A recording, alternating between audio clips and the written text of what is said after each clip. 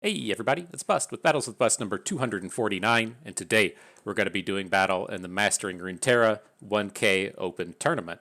And so, as I've mentioned across the past few videos, I'm looking to jump into one big tournament a month. I would like to do more if possible, but I feel like I can realistically hold myself to one a month. It's kind of tough for me to devote 8 and 9 hours on any given Saturday to come in and play the tournaments with a lot of frequency. But I feel like coming in and playing one a month is something that I should be able to pull off. And it's very nice that Mastering Runeterra is coming out here and kind of carrying the torch for the grassroots tournament scene, especially as we're kind of in this lull of excitement towards the end of the year without having that big seasonals tournament and Worlds being behind us. And so I'm pretty excited to jump on in. To kind of touch on our strategy a little bit is I just look to ban out the Vayne decks, right? We're seeing a lot of Vayne Aatrox and Aatrox Kayn running around.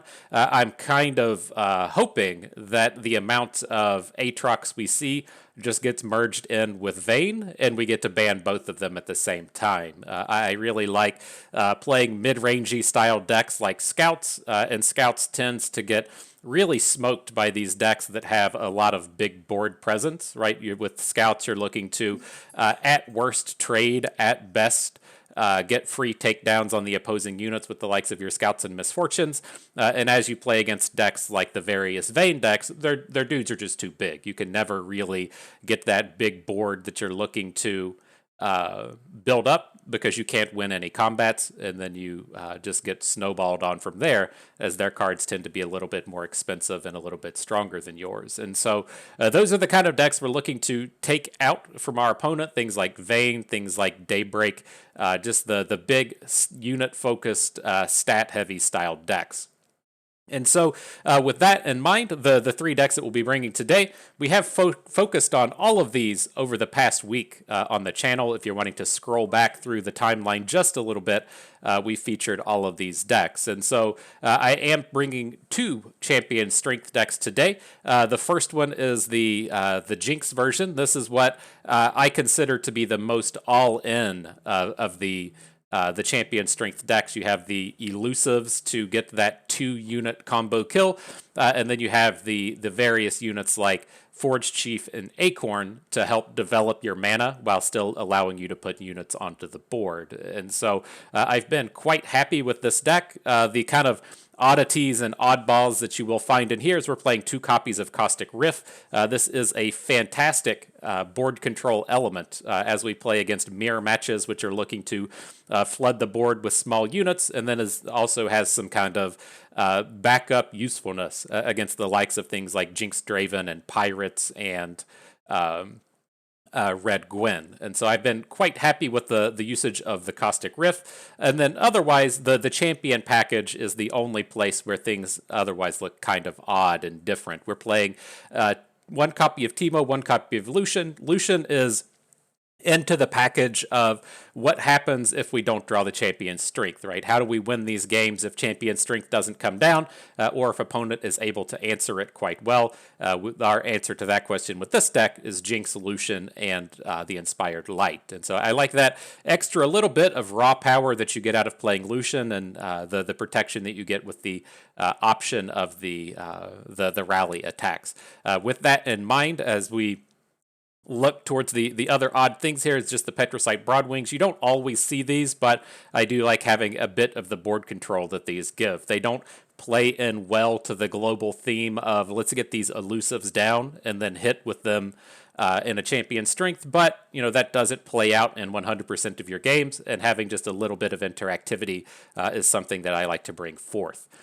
Next, we have the Scouts deck. I love Scouts. I look for an excuse to play Scouts at any opportunity, and this is what we're bringing here today. We touched on this a bit earlier in the season. It's probably a couple of weeks ago.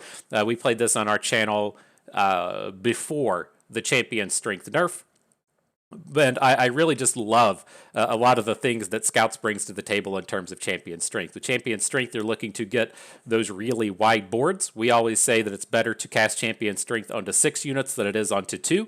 So as we're out here with units like Marai Warden and Island Navigator, giving us the width we need to have a full board, it gets a bit of a bonus shot there.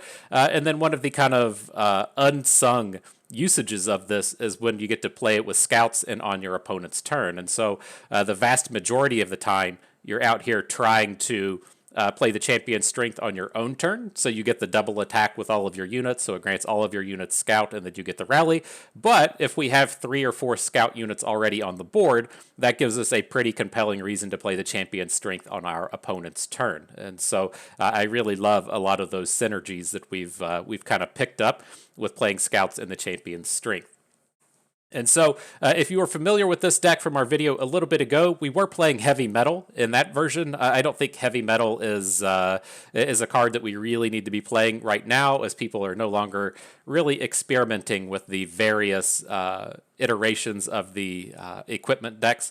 I think it can just go. And so I do like the addition of having Make It Rain. Again, as we talked about the Caustic Riff in the previous deck, having access to these 1 health AoEs can be quite powerful. It's exceptionally good in the champion strength mirror matches, but then again, also good against things like Pirates and good against things like Red Gwen.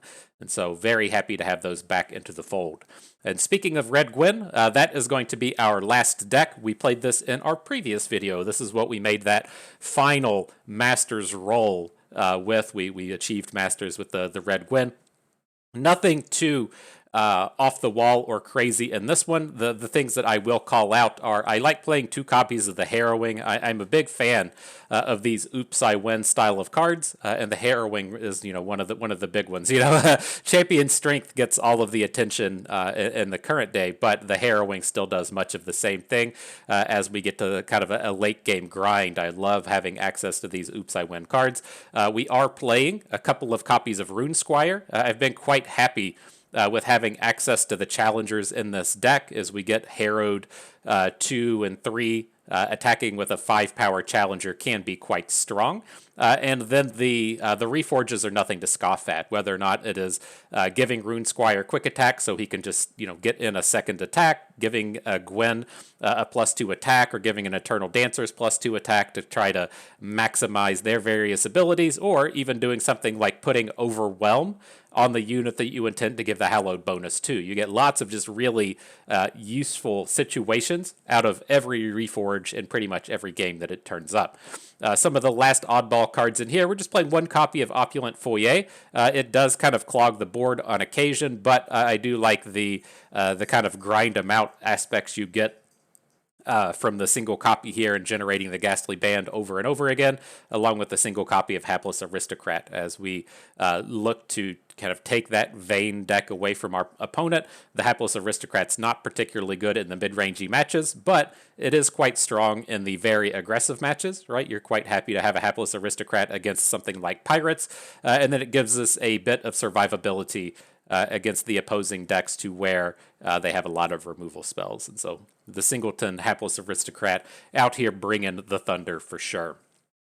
And so those are the decks. That's the deck idea and strategy. You all know what we have to do before the battles begin, though. We have to come out and pay the pay-to-win price. And I was looking through the decks. These are decks I all play quite frequently. They're almost entirely premiumed out. They're almost entirely skinned out. And I was thinking to myself, I was like, it's so cold out here in Kansas City. It was snowing a little bit this morning. Being outside is kind of miserable. What would really make that all better? Some time at the beach. And so we're going to pick up the Lagoon of Legends. This is going to be the theme that we have across all of our decks, even though it may be cold outside here. It's going to be beach time for Katarina and her friends. And so that's going to do it. Those are the decks. We got the pay-to-win price. We got a kitty that just turned up. Say, what up, Internet? We're here to battle. And let's get ourselves ready. That round 1 will be coming right up. All right, round 1, getting started. So opponent here today playing Gwen, Katarina, really aggressive version with both Crimson Pigeon, Legion Rearguard. I love it. Deck number 2, playing Nora Poppy, the Champion Strength styled number. And then the last deck, the one that we'll end up banning out here today, Annie Katarina with the Ravenbloom's Conservatories. And so, let's jump on in, see if we can get these battles going.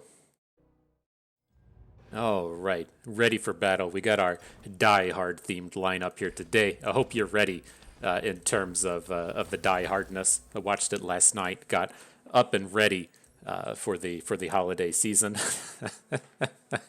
So we got the Hans Gruber, the John McClane, ready to jump in to Nakatomi Plaza. Good stuff, good stuff. And so again, we're gonna ban out that Ravenbloom Conservatory deck, not really looking to go to battle against the control deck type of numbers, and so I'm more than happy to go up against the Gwen Katarina, the more aggressively oriented version of it. That is the deck I'm slightly more scared of, but then the Nora deck, the Champion Strength deck there, a little bit easier to handle, I do believe. So. Sounds good to me. We can pull them up again here real quick. The aggro deck, again, doesn't have too much in terms of interactivity. It does have the 3 Ravenous Flocks, but it's lacking a Vile Feast. Has the single burn spell in the Nox and Fervor. Uh-oh. Something messed up there. All right. Opponent had an illegal deck. They had 2 Katarinas in there. I'm not entirely certain how that works, but, you know, we'll jump into a new best of 3 and see what happens. Still plan to ban out that Annie deck. We'll see what happens at the end of the day. I think they get a game loss. I don't know, but man, that was always one of the things in competitive Magic was you always had to, check your deck list. it seemed pretty apparent, but you had to kind of go out there and just double check that 75 list against the things you wrote on your paper. I can't tell you the number of times that I had friends click through match losses and stuff just because they couldn't write down the proper number, or their penmanship was so bad that that it just didn't come through. But we'll see if we get into these battles here now. All right, looks like we're getting somewhere. Let's take a peek at this and see what we can do. You know what's coming up: Hans Gruber, John McClane, Nakatomi Plaza. I'm ready for it. I hope you are too. And so again, we're going to ban out this Annie deck. I don't want to be dealing with the likes of this removal heavy deck. We'll take it out of the lineup, go against the more unit focused things from the opposing deck lists. We'll see what we get to play. Again, as we took a peek at the Gwen Katarina deck, it forgoes a lot of the removal in terms of just having that really cheap early game set of units. Ideally, I think we would want to take Scouts up against that. I'm happy to play Scouts against either of these, I think. And then the other deck list, the Nora one, let's pull it up real quick, see if there was some amount of removals in there to worry about. Just 2 Pokey Sticks, 1 Concerted Strike, 4 Rallies, and 2 Rangers Resolves. Got it. And all right, pretty reasonable start. Happy enough to hang on to most of this. We'll get rid of the Zap. I do like these starts with the Shell Shocker, Mirai Warden, Inspired Light. It lets us on turn 3, if we manage to pick up another 2-drop, then we can play everything and get that really big Inspired Light. And so, see if that comes to fruition here. You shouldn't be able to interact with what we're bringing particularly well. He's going to get to pranking, though. That's where the problem's going to be, isn't it? A little bit of prank. You can give us a 11 mana Champion Strength. Mirai Warden number 2. That's a pretty reasonable excuse to not drop an Inspired Light just yet. See what opponent does. Yeah, I gotta get used to this new music. I'm not used to this this pool party music. It's very relaxing. Very relaxing. I can appreciate what's happening there. And so, do we want to hang on to this Inspired Light? And of course, that's the big question. I don't care to trade out Durandi Sculptor, but it feels fairly bad giving him the opportunity to make 2 trades on the turn, right? If he gets to put the Kelp Maidens in front of 1, the Bandle Commando in front of the Shell Shocker, Not a huge fan of that idea. I'd like to come in and just clear out his board if we can. So we'll go ahead and play the Inspired Light. Again, there shouldn't be too many ways for him to interact here. He can play Pokey Sticks, he can play Ranger's Resolves, neither of which is particularly good at the moment.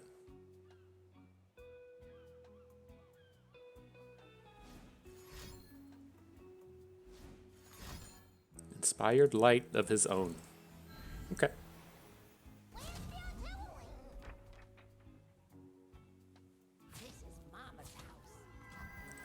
Get in that little 7-piece nugget. Not bad. I mean, opponent's tapped out now, so they're not going to get to add anything to the board. We have the currently large bros already out here ready for battle, and so I think it's decent.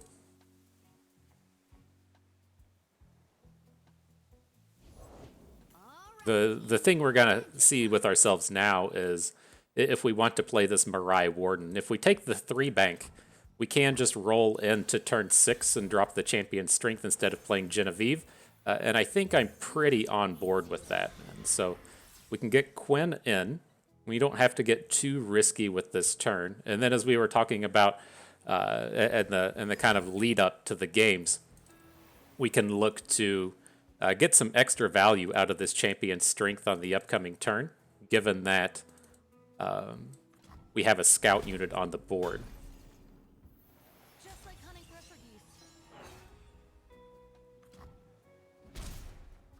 He's got a block with Poppy now. You gonna get killed, son.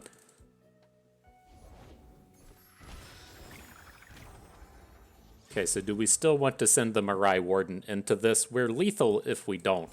Right, we are a little bit short of the lethal. We have to attack with at least one. I ultimately, I think it's okay. I don't think we're going to end up playing Champion Strength on this upcoming turn. I think we're going to just look to get units on the board. So we'll go ahead and drop in the Ranger's Resolve, get the full clear on his board, protect both of our units. Pretty commanding lead. At least in this space, we don't have to worry about opponent coming in and killing us with the likes of a Champion Strength.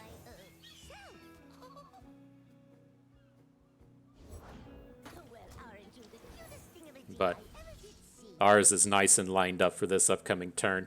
You can tell what's about to happen. These boys about to get big.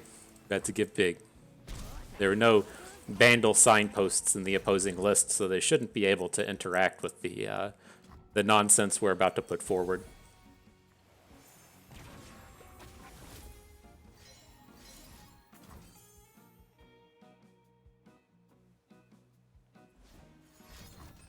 Yep.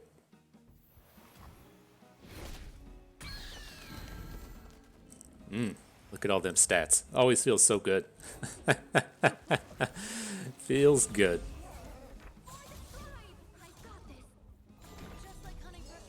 All right, attack number 1 coming in. Attack number 2 is also going to give us the Quinn Bird, so we'll have a little bit of opportunity to cleanse that out as well. But good stuff. Scouts taking down victory in battle number 1. On to number 2 with the Jinx deck. Oh. Victory is ours. I think they get a game loss in that since they presented an illegal deck, but we got it. GG. All right, so opponent has a spicy list. They have the Seraphine Carmelite Sin. Looks to be fairly controlled deck heavy. Not the most heal. Not entirely certain what it does outside of put Lee Sin on the board. There's no ways to give him Overwhelm from what I can see. But that's deck number 1. Deck number 2, Rise Master Yi. More than happy to leave the Rise deck up. And last but not least, we have the Kindred full-on control deck with the double Ruinations. This is the one that we're going to be removing. And so we'll see, you know, we'll see if we rage against Seraphine, if she's able to get her spells going and pop off with this Lee Sin. See what happens, see what's up. All right, and off we go. Yeah, as we said, we got, oh shit, the decks aren't up here yet. We got to get our Hans Gruber, our John McClane, the Nakatomi Plaza ready to go in that sense, right? That's all that matters. But yeah, we're going to ban out this Kindred. I don't really want to be dealing with this. You can imagine, as much as I hate Kindred and running up against decks with the Ruinations, it's not really where we want to be. Even has the triple aloof travelers to get in the way of our champion strength. So we're gonna ban that one out. But then again, the Rise deck, not super worried here. I'm curious about the number of denies. Looks like it has 2. Sure thing. And last but not least, the Lee Sin deck. That's the only other card I'm really going to check. It's got 2 denies. Okay, cool. So we'll bring in the ban on Kindred. Take another look at these. I'm a little confused by that Lee Sin deck. I'm not certain what it's meant to be doing, but we'll find out. We'll find out in due time. I feel pretty reasonable leading off with the Jinx deck. I like to look at these in the sense of what our strongest deck is, and I think that without either of these decks having AoE, they should hopefully struggle against what we're bringing forth with the Poros, even if we don't have a champion strength style draw. And so it just feels like one of those matchups to where we should have a little bit of extra time in which we can build up these boards where we can deal damage with Jinx, we can deal damage with Inspired Lights, even if that champion strength draw doesn't come down. All right, but reasonable enough start. Got a nice set of early game cycle, some early game bros to bring onto the board. I dig it. I dig it. Not really the place for Caustic Rift, but you can't have it all the time. Oh my gosh, you can have all the Caustic Rifts though. Maybe that's how we'll boom them. We'll get the surprise AoEs here at the end of the game, take them down with the Caustic Rifts out of nowhere. That could be it. That could be the path to victory. You never know. Maybe you do know. Maybe you know something I don't know.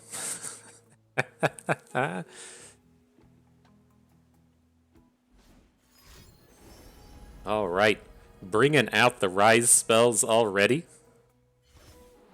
See what turns up. See what the past delves into. Rune Prison, that's the stun one, right? I think we're pretty okay with this. If he wants to come out here and spend a bunch of time just spending mana, like a Rune Prison is going to be 2 mana to prevent 3 damage at this point. Yeah, I'm pretty okay with that. Just digging for one of our ways to overcome, one of our ways to build strength when we don't have the units to put on the board. And here we go. We found our Inspired Light. Pretty excited to have that. I'm going to just go ahead and discard this Jury Rig. I don't suspect that Scrap Scuttler is going to be relevant at any point in this game. Now I'm looking to just come in, replace both of our Flame Chompers with the Daring Poro, and then bring in the Inspired Light. Again, he shouldn't have any AoE in here. I don't entirely remember what was in the deck list, his means of interacting. What is this? Poro Cannons, Wuju Styles, various combat tricks and stuff. This is all stuff that's all tied into Lee Sin. I don't think we're ultimately worried about that.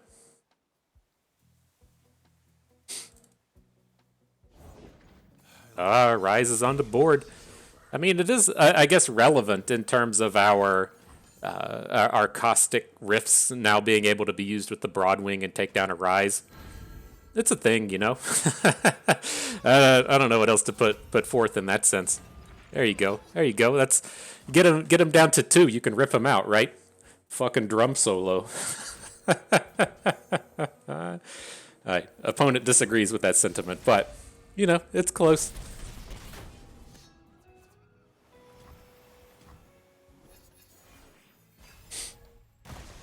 Look at that. You got the flow. Opponent's doing some flow. I got the flow too, my dude. I got the flow too.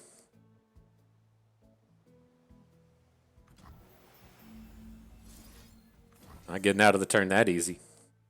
So get this Rise out of here. I want full combat strength next turn.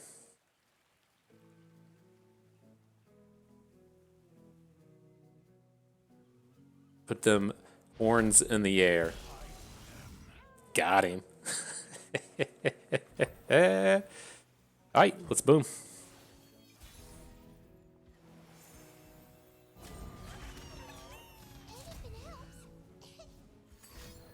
Spirit Fire. Uh-oh. We still get, what, we'd get to deal 4 damage? Oh, we are going to get the win with the Riff, aren't we? Oh boy, oh boy. Let's get the damage in first, just in case he has something weird. I'd love to see him spend that last 2 mana on a card that doesn't matter. I don't think he was playing Health Potion, but just in case. Drop a little emote in here. Oof. We got him. Did we not get him? We didn't get him? Does that not deal damage to players? Uh-oh. I thought we did damage to players with that thing. Deal 1 to all enemies. Whatever. We'll kill him with Jinx. Fine. You know what? if you don't want to come out here and do it the fun way. I guess it's good to know now, right? It's good to learn now that our that our Rift doesn't deal damage to face. We'd rather find out now than when it's more relevant. I'm surprised we didn't come up with that. I was like pretty confident that dealt damage to players. So much for that.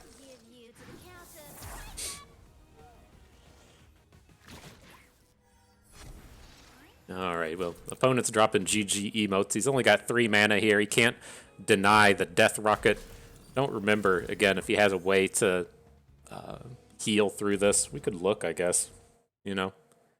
There's no health potions in here. Alright, GG. So man, I thought we were going to get that one with the style points. I thought the Caustic Rift was going to be enough to take it down, but you know, I'm wrong on occasion. It's happened before; it'll happen again. All right, on to the more meta option now. The Gwen Katarina opponent should be ready for it. It should, you know, something else that should be pretty decent against the Rise deck. I don't think Rise is really excited to play against this. We'll find out. We'll see how excited he is. Okay, reasonable enough start with the Prodigy and Katarina.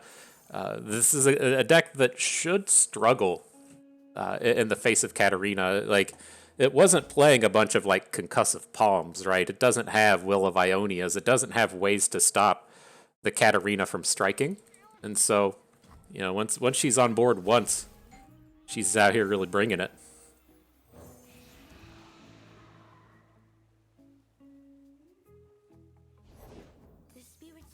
Perfect draw and Quietus, though. Look at that. Look at that.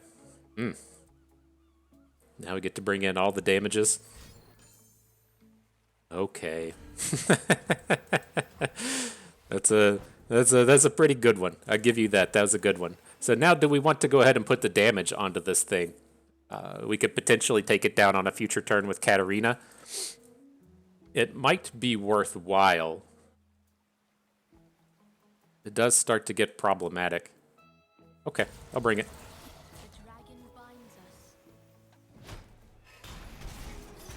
Gives us a little bit of that hallowed action as well.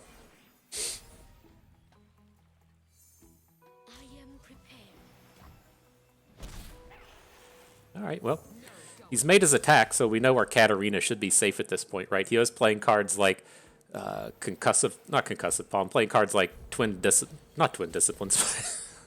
It'll come to me eventually. Playing cards like Sonic Wave. There we go. And so with you know, a Sonic Wave able to hook our Katarina, that could be kind of problematic, but I think we're good now. Oh, he's going for the Crescent Strike? He didn't snap it, so you got to feel good about that, right? If he snaps off the card to come up to shut down both of our attackers, that's what I would suspect he was looking for.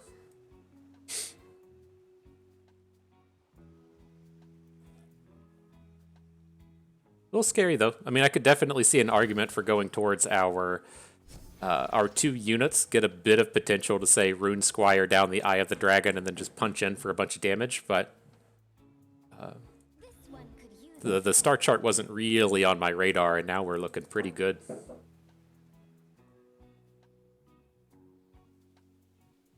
Did we get a Rage Quit? No? Okay, just thinking real hard on that one. I feel you. I feel you. Tellstones it is. Katarina number 1. Removed from the game.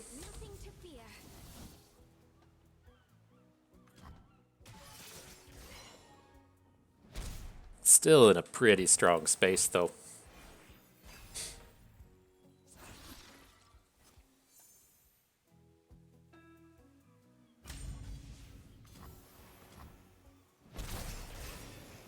So do we want to risk the second Katarina? I think it's okay.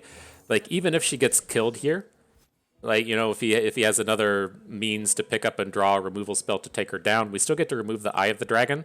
He's gonna have to spend like a Tellstones, right? To try and take her off of the board. And then if that's the case, you know, we still have 6 mana of units to play next turn. So I think we're good.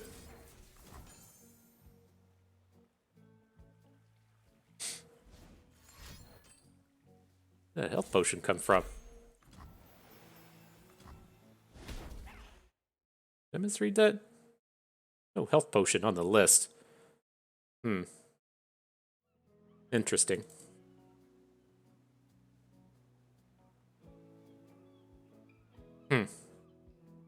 Interesting. At any rate, I think we're still happy with how this is going. He didn't have any of those interactive cards in here. Let's see. Let's go ahead and lead off with the attack. We can come in and get a rally after the fact here.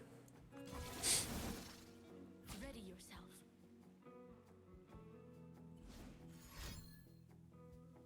The dragon binds us.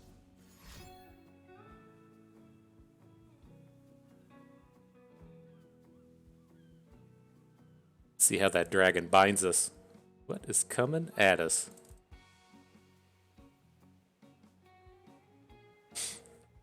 But no, I think this is still fine, right? We have this opportunity to... I mean, he's doing something. I guess you could, like, say, retreat the Eye of the Dragon to keep Katarina from striking. That would be fairly annoying, but our Gwen is still going to flip in this case, and then we have lots of plays to continue to add to the board. If Lee Sin comes down next turn, we have the opportunity for Arachnoid Sentries and stuff. I think this is okay.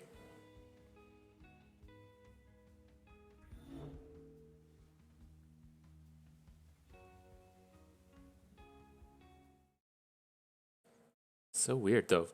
The 2 copies of Retreat is the one I assume he's looking for here. He wouldn't be blocking if it was going to be an Unworthy Soul coming in. Homecoming. Maybe I just pulled up the wrong deck lists or something. Homecoming is certainly not on the list here. Neither are cards that generate it. Okay. Not quite sure what the deal is there.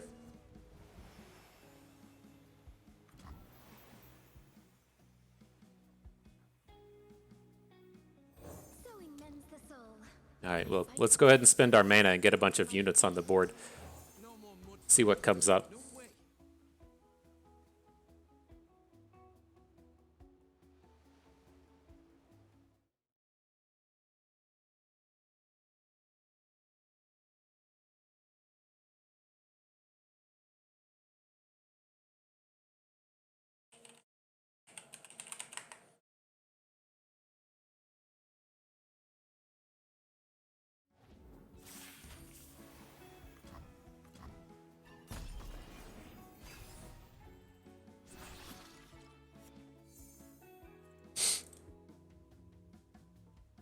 What token did we pick up? Overwhelm? Alright. Interesting, interesting. Maybe we'll get to hit with Katarina next turn and everything will just everything will just be okay. That's what we're just going to continue to look for. Maybe the Katarina will come in and we'll get to have a good time. Always about having the good time.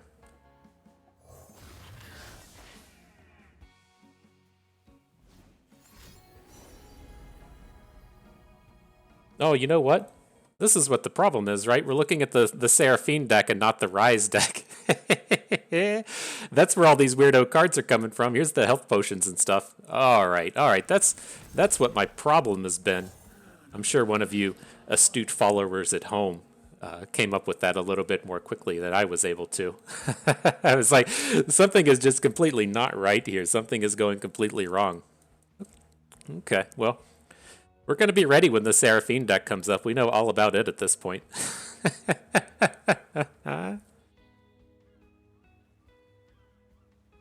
No, it seems like we're in a fairly reasonable spot here. He doesn't have a ton of stuff ripping and roaring here. He's got to pick up a Rune Prison, another way to shut down our Katarina. But we have a pretty powerful board outside of that. We should probably just start adding in more units, right? So it's like we can add in a Butler. Then he's going to have to spend mana on a dude. We can then look to Arachnoid Sentry the dude. Getting pretty close to lethal land this turn. Only one Hallowed this game, but lots of potential for damage here.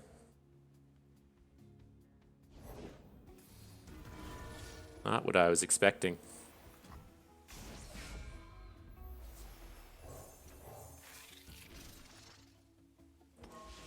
So this Rune Prison's certainly going to hit Katarina.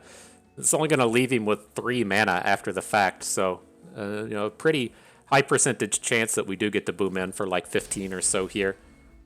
Maybe we'll get lined up for that lethal at some point, you know? Maybe. Maybe.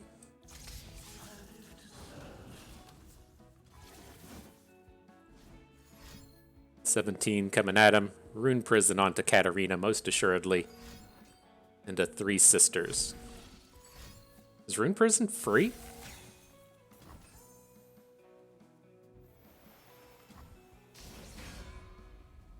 Weird. Thought he only had like 5 mana there. We're losing it. We're losing it, fam.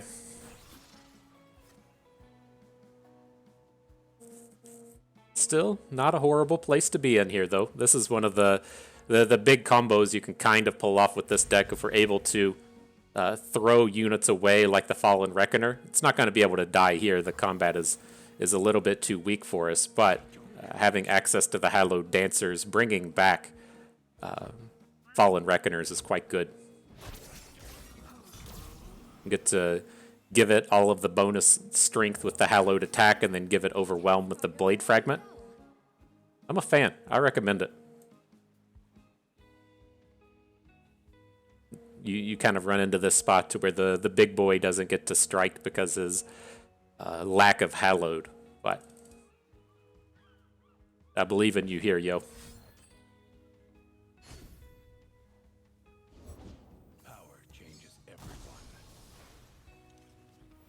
All right, some Rise stuff goes in, sure. He's still not flowed, so we don't have a Dragonling to worry about at this point. Okay.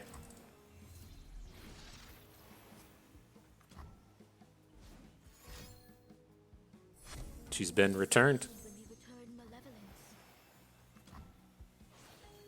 So, I mean, he's down to 2 cards at this point. Do we want to do any of this interactivity before we get ourselves into combat? I don't think so. Oh shit, that's a Katarina coming back, isn't it? Oh shit. Getting that second Katarina on the board, huh? I dig it.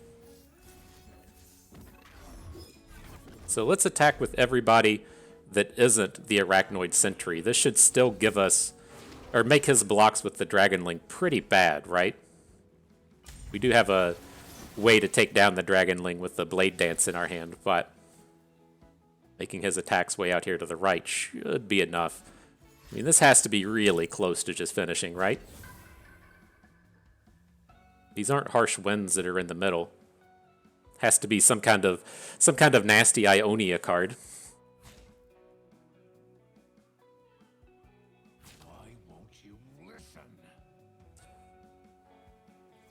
Why won't you listen, bro? Get him out there on the story, Rise.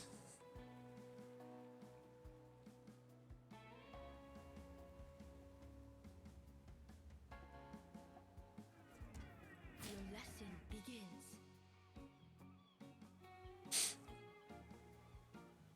Are we getting there?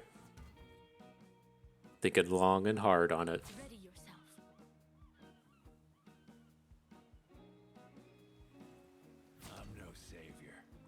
Well, the game says neg 11.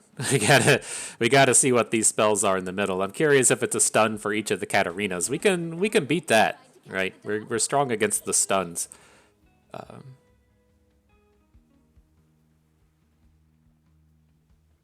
let's see.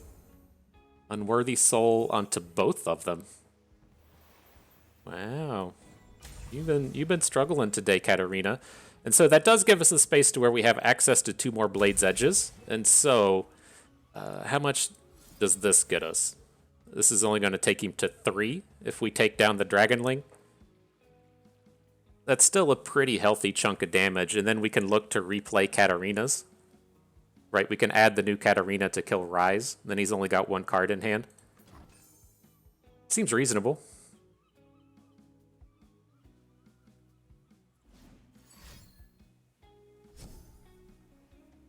An Entreat.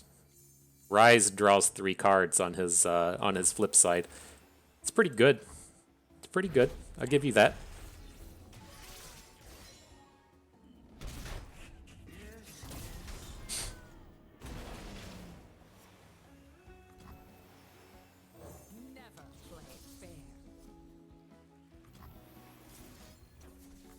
Alright, well, you can have the fresh Rise if you wanted. I guess it could have been a Master Yi, but I would assume it's Rise. It's drawing 3 non-followers. Sounds good. Or draw 3 discard followers is what that does, right? Discard any followers, yeah. So I picked up the 3 spells. Not bad, not bad. Maybe we'll finish this game out at some point. Maybe we can do it. Maybe. One time we'll ask the dealer.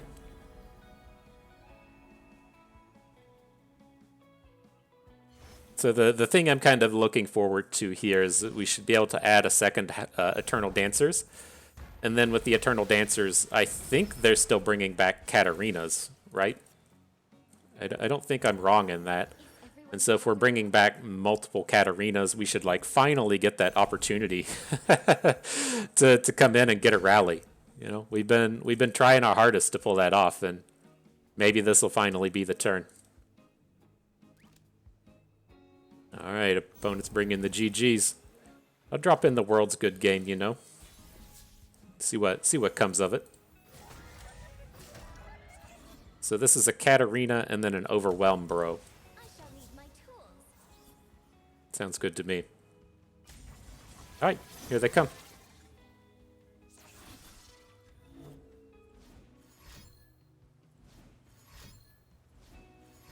Big old chain of cards.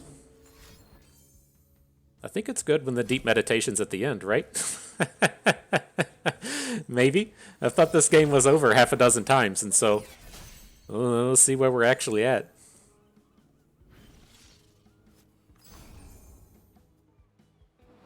Got a bunch of stuns and recalls. There's only 3 of them, though. We got a lot more units than that. All right. Whew, so we finally did it. Sloppy set of games, you know. We had some issues with our caustic riff. At least we figured out what it did, and then made so many plays under the assumptions that the cards the opponent wouldn't have because I was looking at the wrong deck list, and so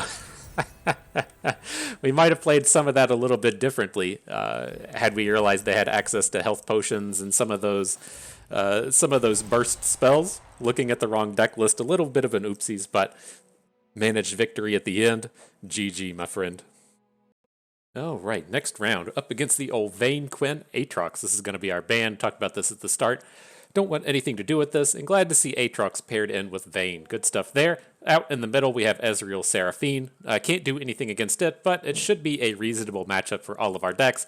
And last but not least, Pantheon Varus. This is the kind of thing I was a little worried about, in that we don't have great matchups against both, or these kind of go big at you, overwhelming style decks, and so a bit of a weakness there. We're going to have to leave one of them up, but, you know, let's see how it goes. All right, off we go. There we go. Battle time. And so, again, we got it. The Hans Gruber, the John McClane, the Nakatomi Plaza. Yippee-ki-yay, motherfucker. It's time. And so again, we're going to ban out this Aatrox Vayne. No desire to play up against that. To take a quick peek at these other ones, it's just going to be a mountain of of one-ofs and removals out of Ezreal Seraphine. Is playing Vi. I don't always see the copy of Vi in here, but sure, I get it. And then, of course, the Varus Pantheon. This is always a real tough matchup for decks like Scouts. I worry about this one quite a bit, but we'll try our best. We'll try our best. And so where are we at? The Aatrox ban coming in. Let's see who gets to stay up. Oh. It's all about the scouts. If you just believe in yourself, you can't go wrong. And so playing well is typically just about the third ability that you need. You just need to believe in yourself and then buy the premium versions of the cards. You should be good to go at that point. But let's lead out with the scouts. See if we can't take it into Ezreal Seraphine first, and then hopefully have the kind of backup plan with our Jinx stack. All right, well, we got the matchup we were looking for. Let's see if we get a good start here. This is a kind of tough spot with Ranger's Resolve. This is the kind of place where we would love to see it. I'm actually not even opposed to hanging on to Champion Strength here if we get to play it on turn 6. Let's go ahead and hang on to a hand like this. If we're going to keep the Champion Strength, we can't keep the Ranger's Resolve. It's just, you got to have something to do. Mulliganing into the second one. Not choice, not the way you're not the way you're wanting to go for it. I'm okay with the initial one, the first Champion Strength, if we're going to try and just pop off on turn 6, but the second one a bit of a problem, right? Because these decks, they don't have a ton of ways to come in and just like stop it, right? Down at the 4 mana place, he is playing 2 copies of Signposts, but I still like being in that camp to where we're the one asking the questions, right? That's the way I like to say it, is we're the one presenting the threats. If you have to have the answer to it, you may not have the signposts, you may not have the pile of removal that you need to come in and stop it. So it's kind of nice in those terms. Here, I'm going to just continue to slam. You know, it would be nice if we could have had Misfortune on the board, but I think these early points of damage are a little bit more important than having the unit survive. We don't have that Ranger's Resolve to help our friends in combat here, so we'll let it sit back.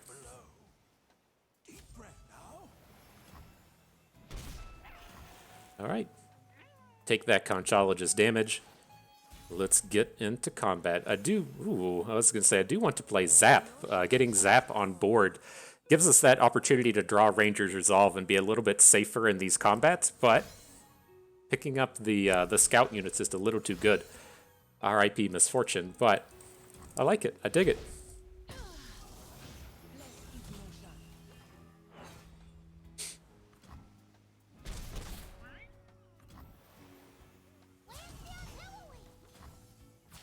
Send all the damages in. Now, there is a real option on that turn to not bring in the damage. We can say, well, you know, we're on this point to where we can play Zap. We're going to bank 2 mana, and then after that mana bank, we can look to just play the Champion Strength next turn, right? We're going to have that full collection of 6 mana. But I worry just a little bit in the sense that if he has, you know, the pile of removal spells, he can come in and take this down. The way that they typically come at you in these spots and the way that they beat you is we're going to play the Champion Strength, and then he's going to chain off like 2 or 3 removal spells. So ideally, we would have that Ranger's Resolve in the back line able to come in and protect us, but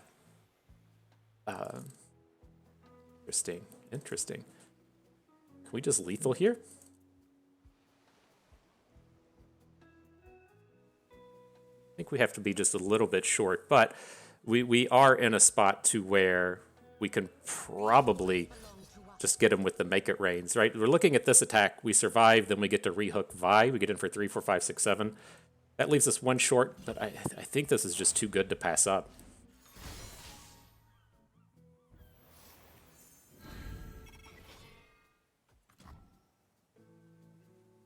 Now we get to remove that Vi from combat. Get all these big damages in. Not bad. Just 1 short, though. 1 little point of damage away from getting that Make It Rain-based kill.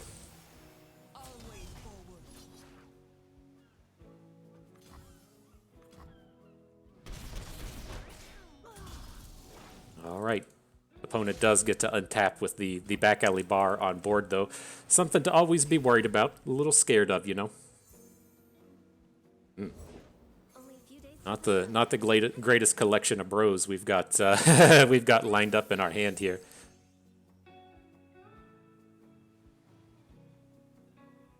But let's see. Maybe he'll come in and spend a bunch of mana. We'll be able to drop in the champion strength. Just get him. Oh, he's playing a lot of stuff. What is this thing? I can't quite see what this manifest is. Trinket trade. Wonder if he ever pranks us out to where to where he's able to see the champion strengths. But this is the kind of spot I was talking about in terms of I like what the scouts can do against this deck. Is right, we're about to drop the champion strength. It's the opponent's attack token. We have 2 scout units on the board, and so with most of these decks, this is just going to be a rally, right? We just get to attack once, but this gives us the opportunity to attack twice. He had the full combo. He had the full collection of removal.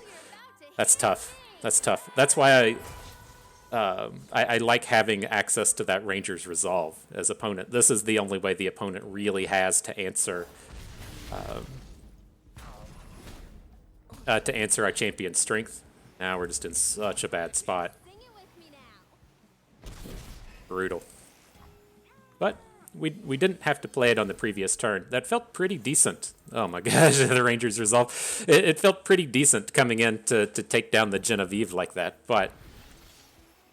Or to protect the Genevieve like we did, but it's still rough. Now I've kind of had second opinion, second desire. I was worried he's going to load up the Dark Enthrall with a equipment, and then we can't take it down with a Make It Rain.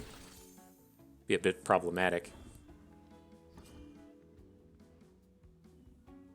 Really need to take this game down, though. That next matchup is going to be a Punisher. All right, Mirai Warden. Let's see if you can't do it. Oh my gosh, so many bars. The cards are so cheap today. So is this a point where we ever want to play the champion strength, right? We don't have enough to actually come in. Man, hitting the picks is very painful in this sense. If we're like looking at the following turn, right, we could say play champion strength here, attack, get to take down 2 units, but then the next turn we can't actually get a kill with the Mirai Warden. Whew, brutal.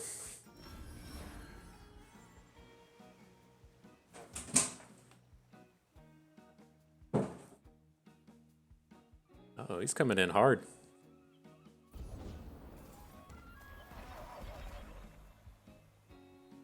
What do these things even do?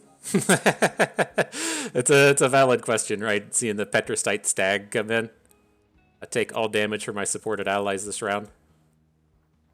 I think we just have to wait until next turn and see if we can't pick up a better unit. We're probably just dead at this point. But we can pick up an elusive or something next turn. I don't think Shell Game's permanent. Yeah, it's just elusive this round.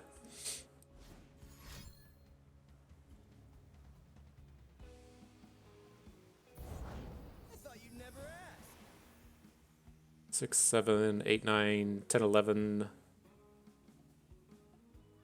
All right. I'm just going to keep passing it up. Sure. GG.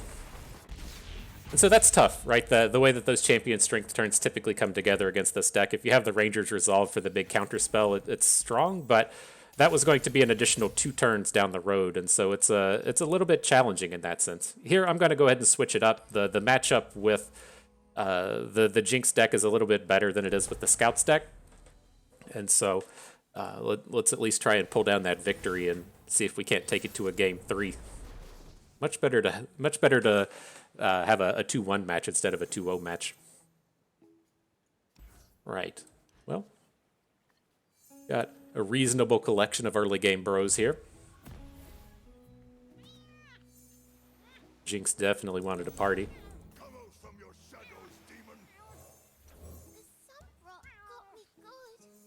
all the Jinx coming to the party.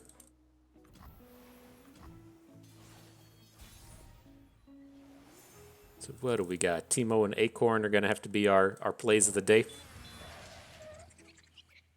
Not having particularly high expectations of getting a combat in front of the Saga Seeker, but our elusives can start the job.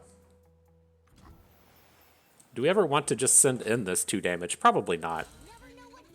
Like, I can envision a scenario where we get to buy ourselves an extra turn if he doesn't have Overwhelm when we're just throwing death rockets at his face.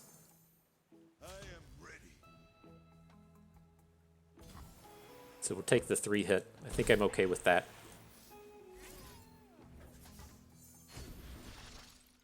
Oh, we should have just blocked, right? If we're going to be overriding Poros. Well, not necessarily. If we want to have a non-Jinx, like a fresh card to just be discarding to Jinx, maybe we should just stop here. Okay, I'm on board.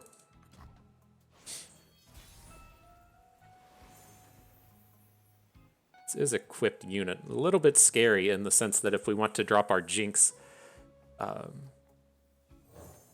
he can hit it with the strike card, right? The strike unit strikes something else.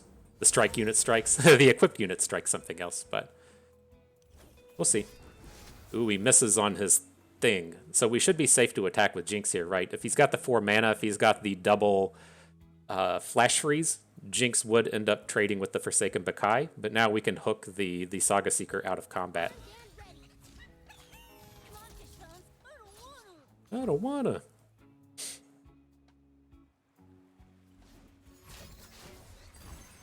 It's got the strike thing. Okay, fair enough. And we still have the secondary Jinx back in our hand.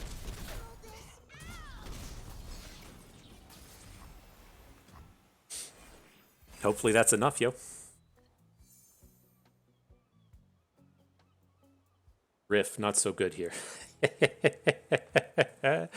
If you check out your opponent's board and take a peek at their 5/5, the Caustic Riff, not exactly what we're looking to pull off.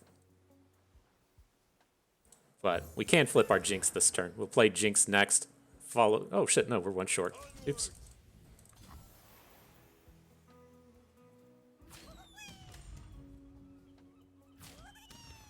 One short, little whoopsies.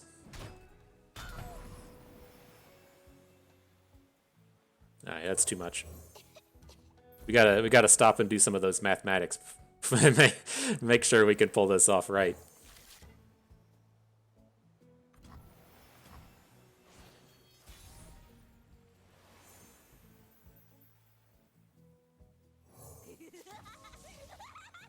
Alright, let's try it that way.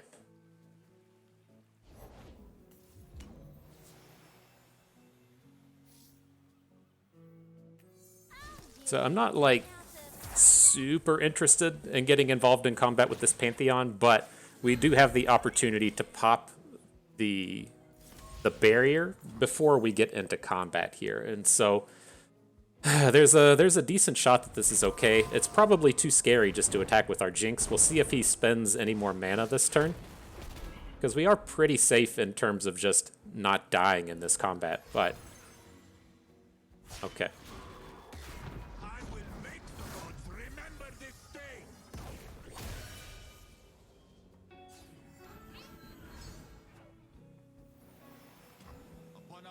So he did hit Challenger, did not hit Lifesteal. Lifesteal and the Elusive being the problematic ones for us at this point. And so now, do we actually get to attack with our Jinx? Let me pull this up real quick. What's in the deck list? Momentous Choices and Pale Cascades would be the ones to watch out for here. So if he Momentous Choices, Pantheon can win the combat, right? He's going to go up to 6 health and get a kill onto Jinx. It's probably just a little bit too much. Let's just send in the Elusive squad. But if we pull off one of these things to where we can flip our Jinx before the combat happens, then we have a very realistic shot of killing with Death Rockets along with our power of Elusives down here. And so we got a shot. We're not out of it just yet. Rummage will do it. Get excited is even even better, though. No complaints here. He does have the momentous choice. Just hit a puff cap. Is that the way that the day is going to go for opponent? Oh no, is he going to have the lethal out of this? Did he pick up enough? We're at 17, that's pretty healthy.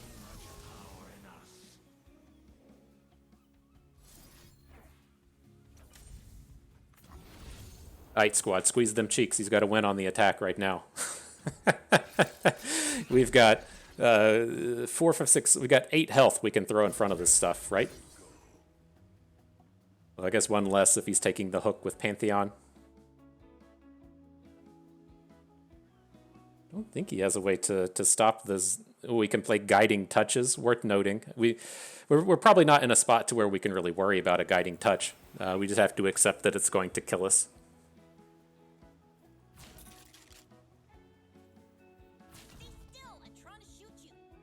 Oh, right. Well, that's as good as it's getting. we'll try and prevent the lethal with Jinx and then send in the Death Rocket. Oh, he's got another trick. Ooh, that's only 2 damage. That's only 2. Oh, that was 2. Oh, shit, his Varus is flipped. Ah, so close. So close. But we slopped it up a little bit there in the early game. We could have prevented some of that damage. I think we had a turn there in the early game where we overrode a unit, and that was enough to prevent it. Right, we had a block on his 3/3 Saga Seeker, and that came through in the end to be just enough. So that's the minor little differences that'll close out the games for you.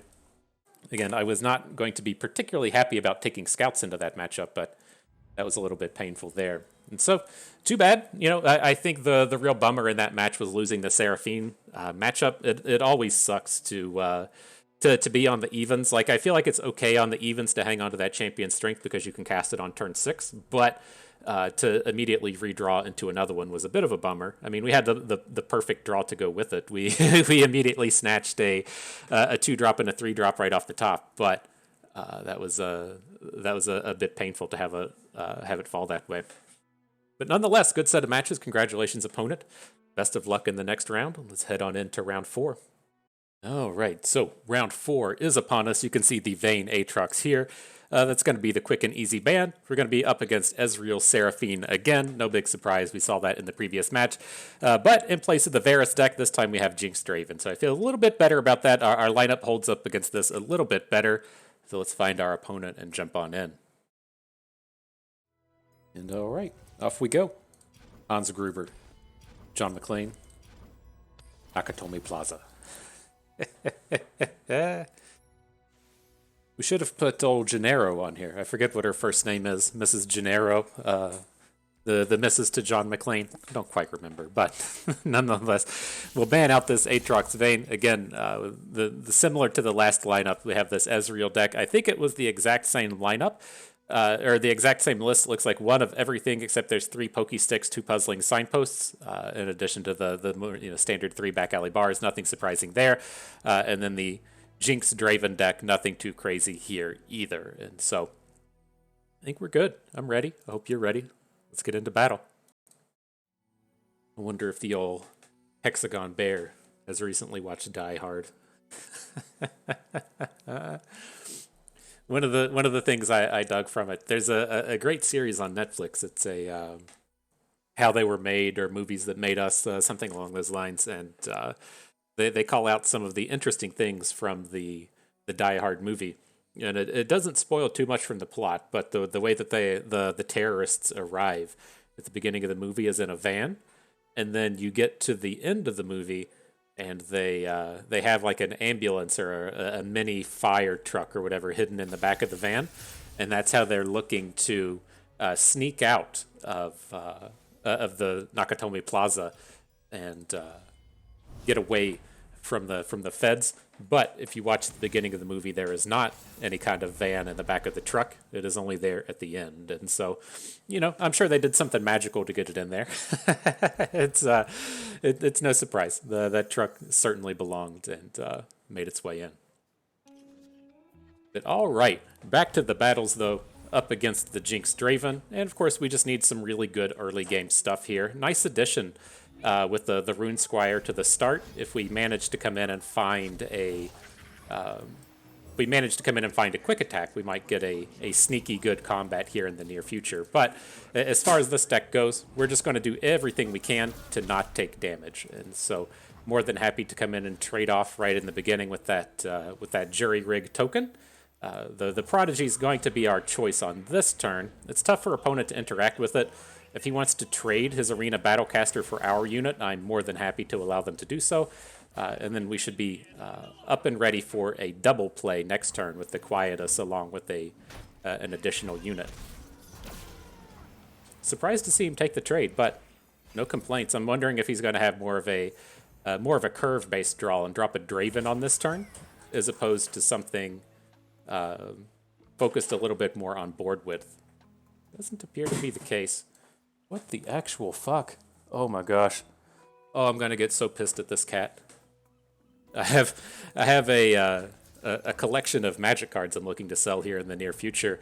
It's a lot of high-valued stuff, a lot of stuff from my youth. Then she's knocking it off the top of a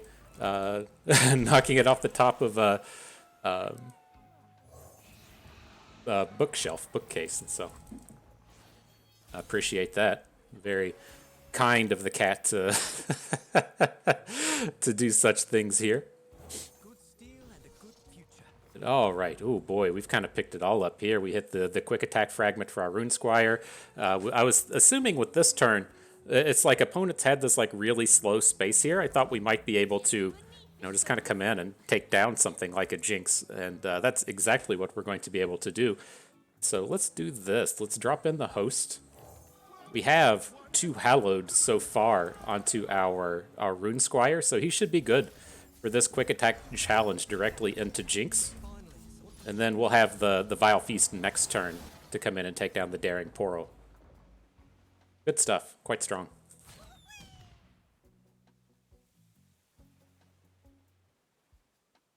Love seeing him trade away his units. So it must just be like a fairly awkward draw from opponent. Wouldn't be surprised if they had multiple copies of Jinx. If he plays a Vision or something here. That's very odd to me. He would switch off the Hallowed unit onto the Redeemed Prodigy, but works for me. I mean, we're looking good now. Jinx number 2, no surprise. We'll put the damage on her and hit her with the Ravenous Flock. And now at this point, it should be pretty tough for opponent to win. If they're not hitting us with Super Mega Death Rockets, it's going to be pretty slow. It's tough to imagine that they've drawn all 3 copies of their Jinx, and so we should be pretty safe at this point. Remember, we're the ones who make progress happen. Let's kill it all. Kill it all, man. Get it out of here. So I don't want to see any more of your board.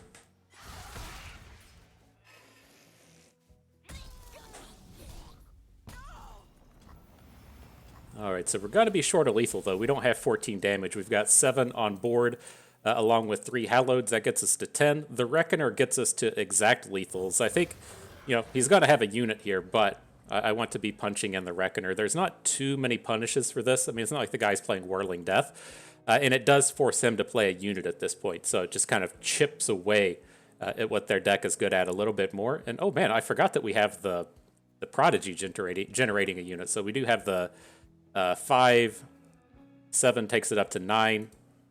We're 1 short, right? 1, 2, 3, 4, 5, 9 with the Reckoner. 10, 11, 12, 2 short. Okay. But I still like it. Oh my gosh, this cat. So not only did she just knock all my magic cards off the bookcase, she jumped into the floor down here by my feet. Now if I push my feet forward, she's clawing them. Does anybody want a cat? I can set you all up. I can hook you up with the with the fresh cat. Oh my goodness.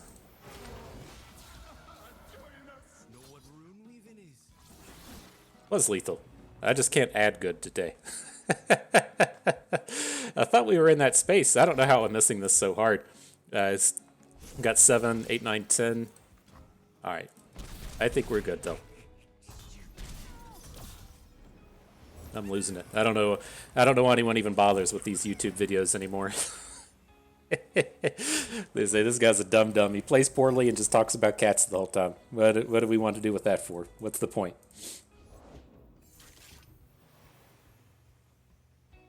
Alright, well I'm going to continue to add guys to the board. It can be a little bit painful if he's going to be coming at us with a vision, but I think we're all good and safe here.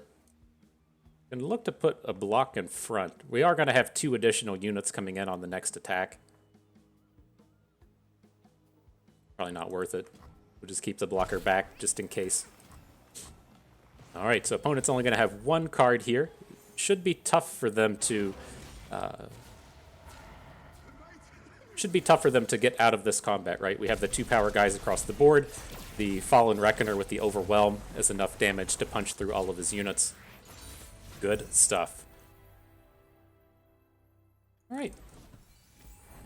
Victory achieved. On to the next one. Bring out the old Jinx Draven. Not Jinx Draven. We're playing against Jinx Draven. Bring out the old Jinx Lucian here. See what we can do. Opponent switches up to Seraphine. Okay. What's our start look like? Not bad. We'll go ahead and get rid of this Rummage, but a Forge Chief into Lucian's pretty decent. Again, this deck, the removal suite coming out of this is that, excuse me, 1 of with everything. And so they do have some ways to try and come in and pop off a turn 2 a turn 2 Lucian if we want to send him down on the second turn, but it's not like one of these decks to where they're playing 3 Mystic Shots and 3 High Notes or something. They're kind of limited in their ability to shut him down early. Remember, we're the ones who make progress happen. Gear up.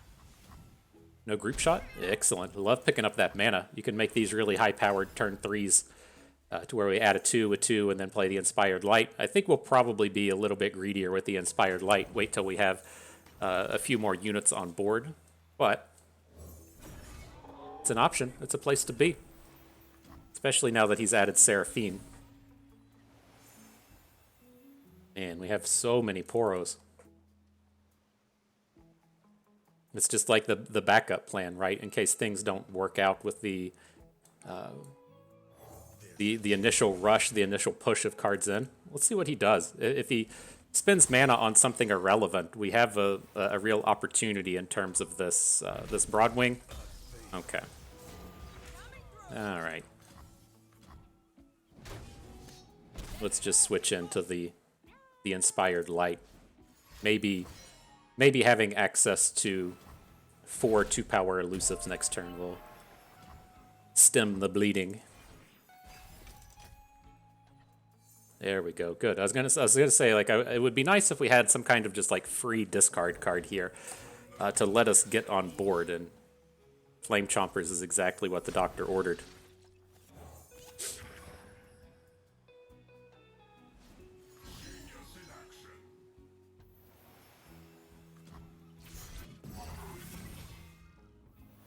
Oh, he hits tough.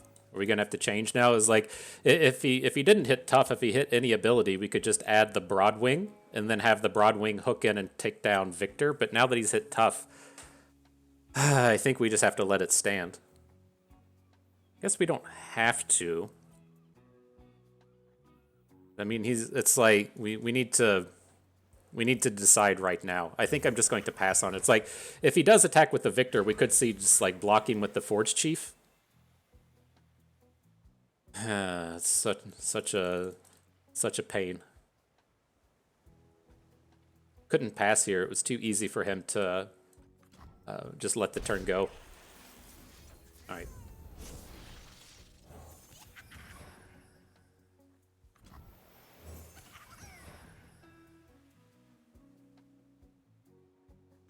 But we're in this spot the deck likes to be in. We have a really powerful board. This is going to be tough for opponent to interact with. We're presenting lethal in 2 turns. We have the answer to Seraphine right now. And then we start to have a bunch of good draws, like picking up Jinxes, picking up Inspired Lights, picking up Champion Strength. Almost all of them should be good enough to just come in and end the game. A Riff and a Stick. Sure.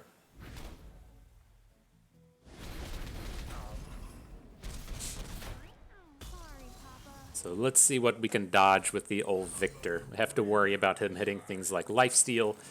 Elusive would be fairly annoying. With all of our units being at 1 health now, that's kind of painful as well. But let's wait and see. There's our girl. A little bit of a punish for not adding the Boom Baboon on the previous turn, but let's see if we can't recover out of this. Astounding curiosities lie ahead.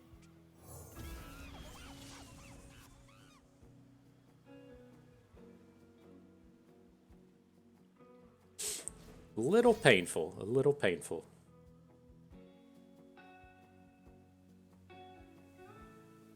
It's just like you would be singing a different tune. Well, maybe not. Like if we're kind of in this spot to where if we get the like we would still have. I was thinking in my head, it's like, well, if he has some kind of discard outlet, we're going to want, or if we need a discard thing, we want that card in our hand. And like if we pick up another Poro Cannon or if we pick up a Rummage, we want to have the card, but we should have just gotten the unit on board.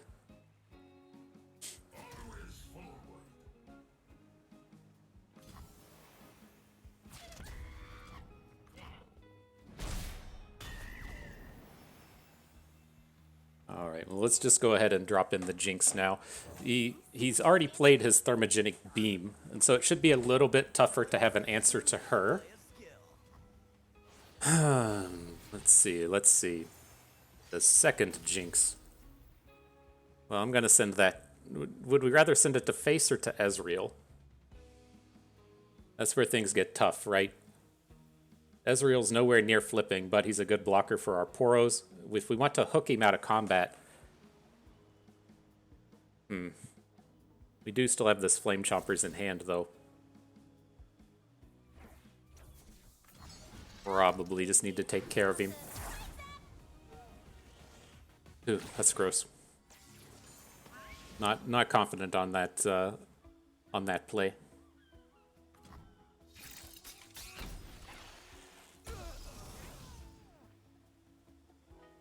Let's see. The flip Jinx, again, should be fairly safe. He's going to need, like, 2 cards to kill her. And if he's investing a bunch of cards in killing Jinx, it should take away his ability to kill off the rest of our Poros and the like. And so, hopefully the Death Rocket removes the Conchologist. He kills 2 or 3 units, and then we can push on from there.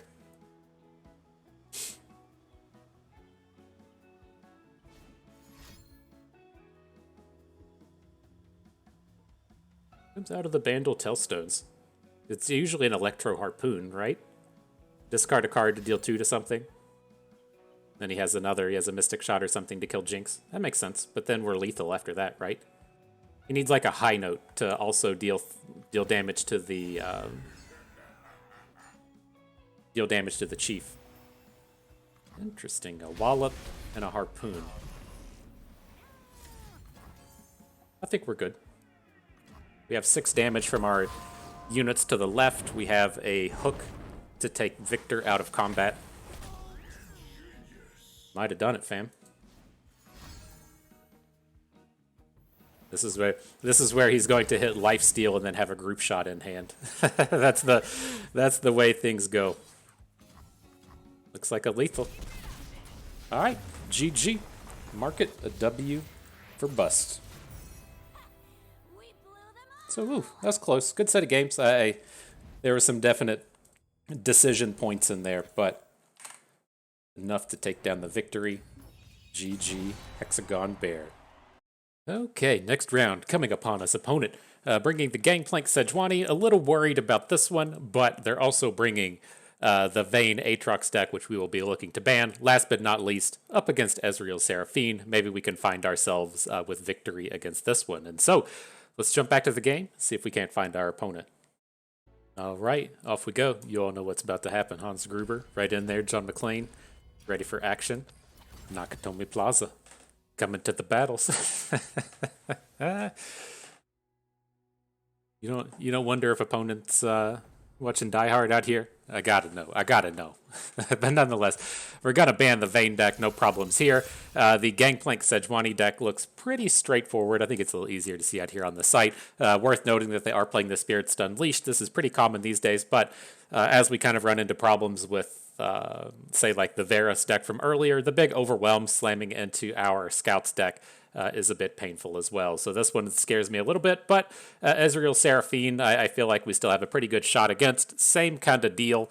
Not a lot of duplicity in here, if you will. Only one signpost in this list instead of two. No victors, but then they do have the full 3 pokey sticks. And so, oh shit. Shit, that timer is about to run out. But let's see what happens here. Okay. Jinx Teemo up against the old Spirits Within deck. And so this is kind of an awkward spot in terms of these Rangers Resolved. It's like we just like usually outright lose the game if they have a Spirits Within. But if you don't have a strong hand, you can't really hold on to it. I think this hand here is strong enough. So I'm just going to go ahead and do a full keep, hang on to the Rangers Resolve, even though we don't have one of those big, like, high-powered draws. But Teemo coming in.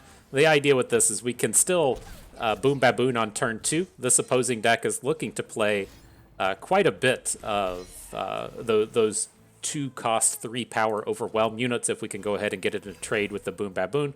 You know, gets us off to a fairly reasonable start. Goes Mirai Warden though. Okay, can't block a Cutthroat here, but I mean the new thing for us to come in and check out though is we have the Caustic Rift against our opponent's giant board of 1-drops. I'm very interested in just killing off all of his units, and so it's tough. Like taking all of this damage is a bit painful, but I think it's time to go greedy. I think we might have a shot to pull it off in this way. And so we can look to get the Flame Chompers on the board via Poro Cannon. Then we can bank 1 mana this turn, still have the Ranger's Resolve mana, look to hook the Prowling Cutthroat out of combat, and then see if we can't get nasty with the Caustic Rift next turn. Like, I'm on board. I like it.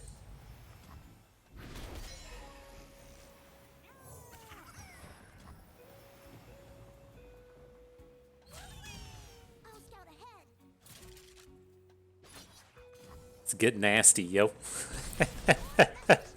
That's what we're here to do, right? That's what we're here to do. Let's see what opponent thinks about that. Say, oh, Bust, you getting nasty. Oh, man. Just having everything, having it all. Feels good, man. Feels good. See if Salty Simon gets a little salty on that one.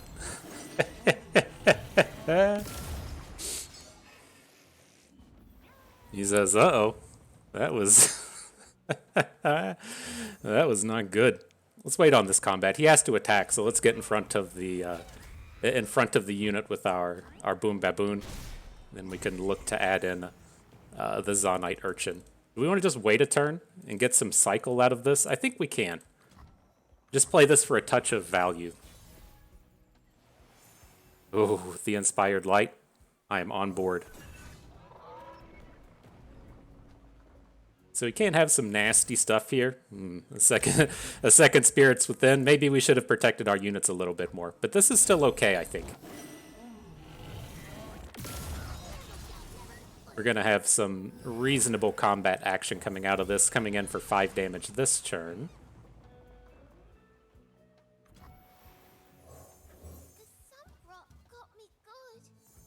The Champion's Strength.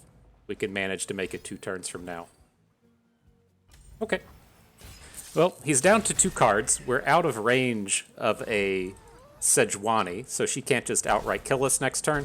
The of course, frightening thing is if opponent has Sejuani plus like a warning shot, so they'd be able to get the really big Overwhelm on the follow-up turn. She's gonna be flipped, right? Yeah, there's no numbers on the units there. But going for it.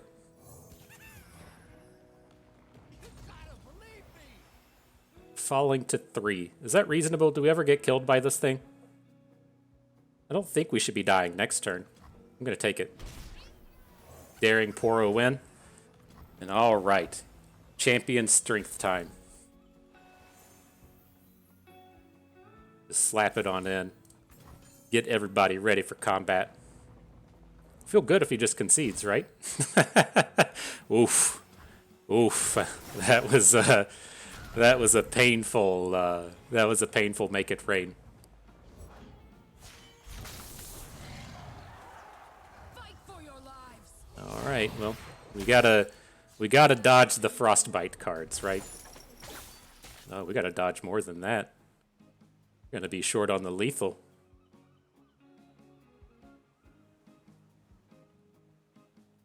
So how do we have to go about this now? Like, I thought this was gonna be much nastier than it appears. We are a little bit short, losing the damage on our outer units is gonna be a bit of a problem. We have the strength to take down Sejuani. I think that's where we stand. Let's go with the Broadwing first. He's going to have to trade out with the Zonite Urchin, right? And then we can look to take down Sejuani with the Flame Chompers. So he did get the full cancel on our champion strength. Uh-oh. Uh-oh, that's not good. That's going to be enough for the game. Nasty, nasty. GG, my dude. Ah, we had so many enticing plays there with the with the caustic riff into the damage protection, but a little bit short there at the end. Painful. So all right, back to the Ezreal Seraphine deck. We've run into this many a time today. The only multiples are the only multiples being the Conchologist and the Pokey Stick. Let's give it another go. Ooh, man, I thought that one was within our grasp. I thought it was within our reach. That was tough to see it slide away like that. I'm curious how it would have gone if we had just opened with the had we just opened with the Inspired Light on that turn that we got hit with the Spirits Within and lost all of our units. Interesting.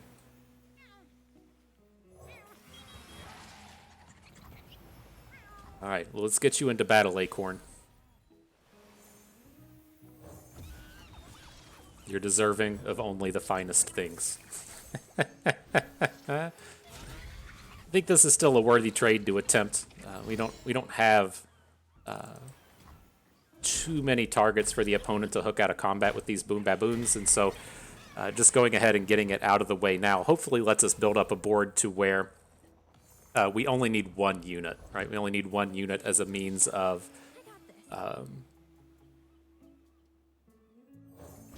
like hooking Seraphine out of combat. Oh, think I got a beat.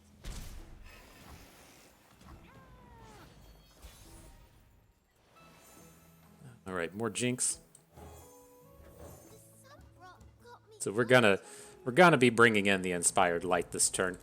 Look to get the Forge Chief, the Acorn, and the Inspired Light. See where that gets us. Not switching into a Flame Chompers. It's a little bit too expensive.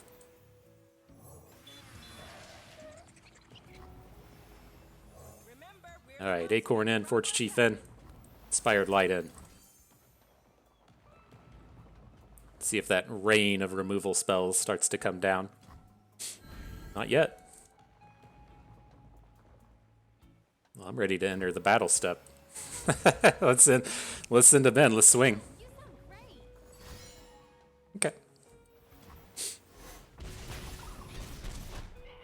it up.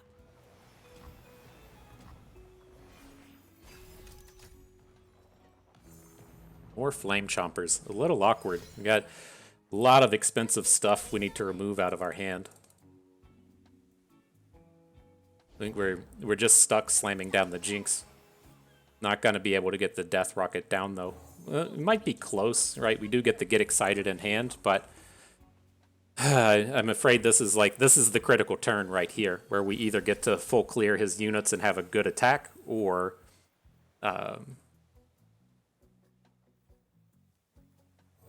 we just fall short. At least to a degree, we get to drop some of this stuff before we have to see if he has an answer to kill Jinx, because that's like the real disaster. If we go all in here, we drop our Get Excited, and then we don't get to. Oh my gosh, that is actually so sick. He can't hit the Get Excited because it's a champion card. It's got +1 to awesome. Protects the Seraphine. I see what you're about. Gonna keep her from dying to Death Rocket.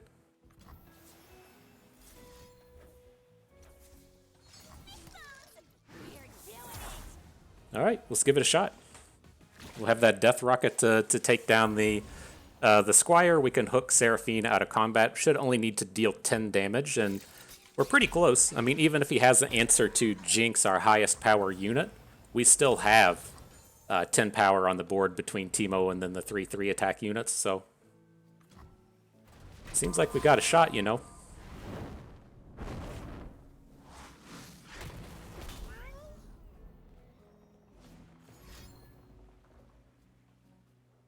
Just need one chance for all the believers out there. Haunted Relic. Wow.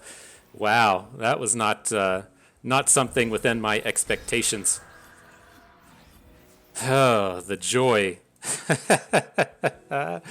The joy of running into Seraphine. Well, I'm still going to bring the damage. If we get to deal 4, we're going to end up losing the Forge Chief. We get to see if he's going to throw his Seraphine out here, which he wouldn't surprise me to see him do it, knowing that we're about to come out and generate some Death Rockets, but, you know, crazier things have happened. I guess she is right about to flip. Oh, that Haunted Relic is going to get us, isn't it? We could have played the Death Rocket after combat, right? But that doesn't do anything in terms of getting that one blocker off of the board. Oh boy, this is this is gonna hit a Radiant Guardian, isn't it? Not quite. Okay, okay. Let's see what we can do. Zonite Urchin comes in, and a Broadwing. Not fast enough.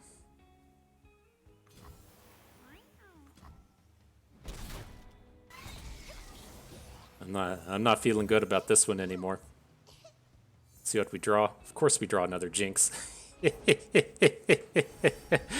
We were deserving, okay? We deserved to do it. But still a bit of a scary moment here, right? Opponent has 1,000,000 cards in their hand. They have the flipped Seraphine on the board to just double up everything, and so not feeling great about it. But you got to admit that was a pretty spicy top deck. That was pretty spicy.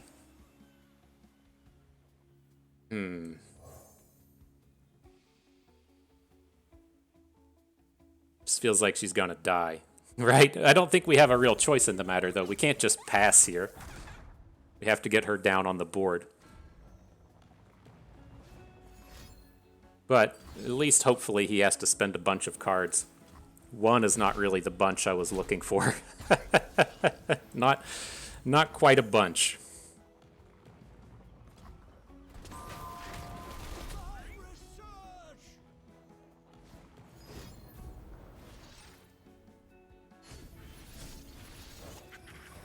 It's a lot of Poros. Alright, well, maybe opponent's squeezing those butt cheeks, you know. You know, if we're going to come at him with the Teemos, if we're going to come at him with the puff caps, that might be enough to do it. Of course, you just rip the champion strength off the top. I don't know if this is lottery ticket today or not, you know. Should we should we run out and purchase the lottery ticket, or is our luck for the day done after this game? But, you know, he's got one card and the 3 fresh ones now, so, you know, a non-zero chance that things improve and turn around for us here.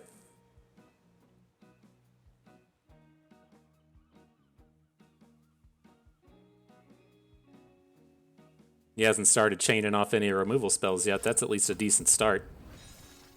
Get Excited onto the Broadwing. Okay.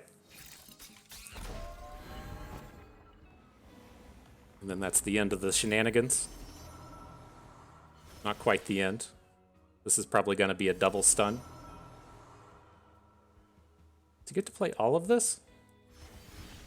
They cost one less from the bar. I guess he can do a pretty nasty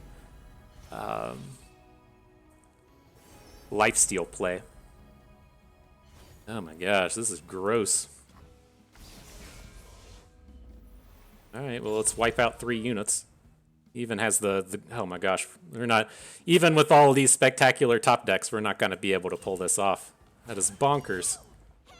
Comes the trade into, on the baboon, can't do anything about it, into troll chant. Oh my gosh, that is gross.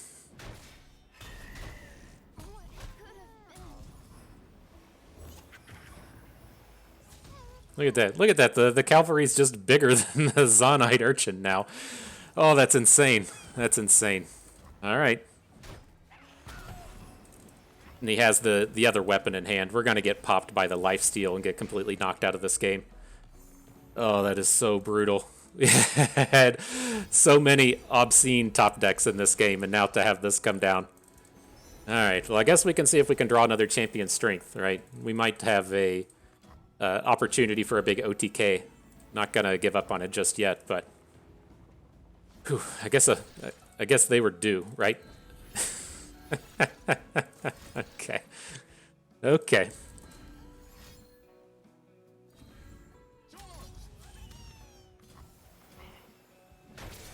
All right. Well, let's see what kind of nonsense we can try and top deck.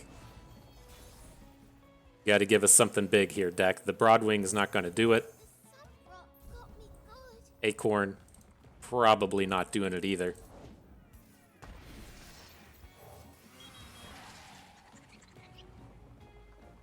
But I eyeball a point of damage that we can do here. That's what it's all about, right? That's what it's all about. The champion strength away, right?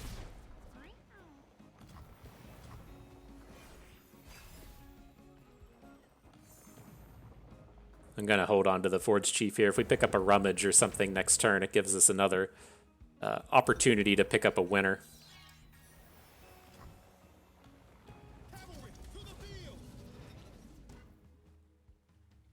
So we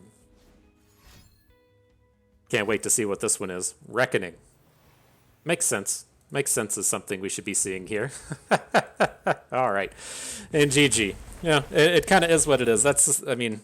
We drew pretty hot there, and it still wasn't enough. But I don't know if someone out there was ready to prepare and play against the Haunted Relic. There's just no ways for them to be coming up with blockers. But that's part of the joy and the frustration of playing against the Ezreal Seraphine deck. You just don't know what you're up against. I'm not entirely certain how that round would have gone had we just attacked and then played the removal the Death Rocket after the fact. It would have gotten around the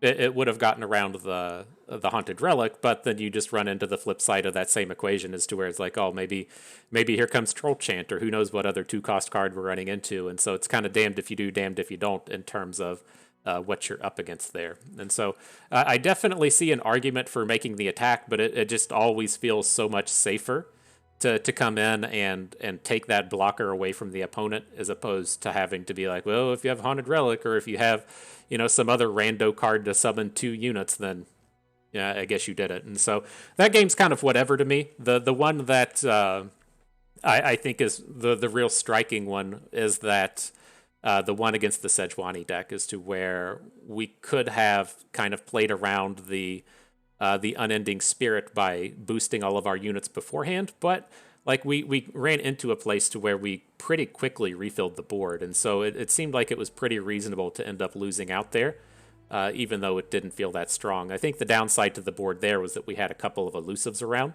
and having the elusive stick around is just so much more important than having Broadwings and Boo Baboons and the like on the board. Whew. And so that's tough. I think we're out of range of the top cut. My tiebreakers aren't very good, but I'm still going to give the last round a shot. We'll see if we squeak in at 4-2. see if the opposing match win rate can't shoot up just a little bit and get us within range. All right, so you got to get that 4 and 2 to make the top cut. Again, I don't think our win rate is going to be good enough, or our opponent's match win percent is going to be good enough to get there, but we'll go for it anyway, see what we can do. Opponent has the Black Flame Zed Gwyn, sure thing, Vayne, Quinn, Aatrox, which we're going to be banning, and then Seraphine, Ezreal, our nemesis on the day, the standard list we've been seeing across here as well. And so let's see if we can't find our opponent, get on into battle. All right, so opponent's ready for it. You know what we're doing.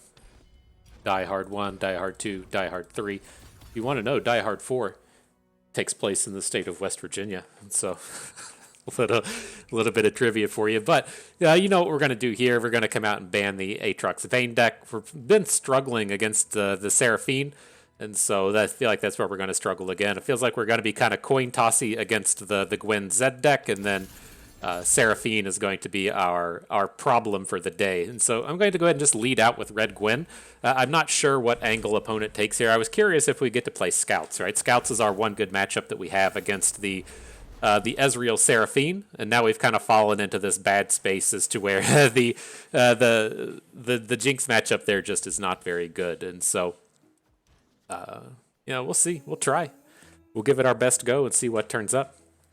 But if you didn't quite catch what's happening here on the Zed Gwyn deck, I assume this is a pretty standard collection of units. It's got the Hallowed Bros with a couple of Elusives, and then 2 Quietus, 2 Vile Feast, 2 Black Spear, along with 3 Twin Disciplines and 2 Denies. And so reasonable collection of interactivity coming from the opponent outside of that Black Flame build. But unfortunately for us, not... Come on, dude. Jesus. Not opponents, fucking cats. It's always the cats, man. But in terms of what's happening here, I'm curious how this goes if he doesn't draw Zed. We have a handful of ways to interact with Zed in the Rune Squires, but we don't have a really good answer to Zed at this point, and so that worries me a little bit.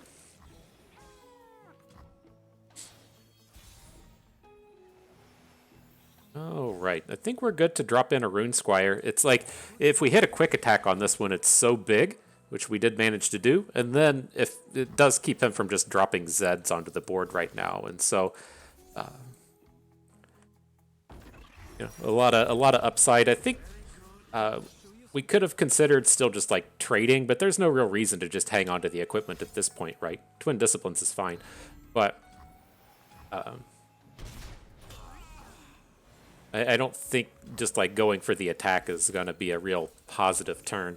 Now I'm going to go ahead and just drop the Ravenous Flock. We don't have tons of ways to actually use it, right? We can Vile Feast play it, we can Katarina play it, but most of the units in the opposing deck are just going to die to combat, right? Everything tends to have 1 or 2 health, and so I don't think we're going to have a lot of opportunities to get a good one.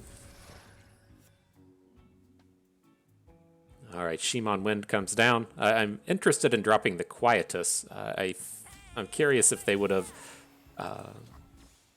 just played out a Green Glade Duo, but if he just opens, we can save the Quietus for another turn. Get a nice collection of bros on board. Swing in for 9 next turn. 8 next turn. I thought we hallowed. Incorrect.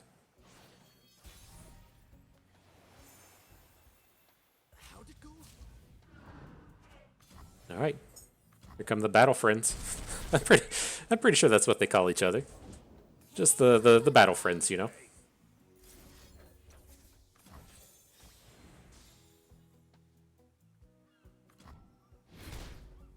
All right, Green Glade Duo removed. We got to worry about him dropping the likes of the black storm, whatever the landmark is called, onto the board. So can't play it this turn since we took away his unit, but it is something we have to worry about just a little bit. And now we can actually make the really big Eternal Dancers plays. If he says, like, if we come up on this upcoming turn, he attacks with Zed, we block Zed with both Phantom Butlers, it's going to give us the 2 Hallowed we need, and then that's going to return the 4 attack unit to the board. And so we have a lot of opportunity there. I don't think he ever just doesn't attack. I think we get a pretty good set of blocks on the round. We're going to take like 8. That's not that big of a deal. And then next turn we can look to just go for the big combo.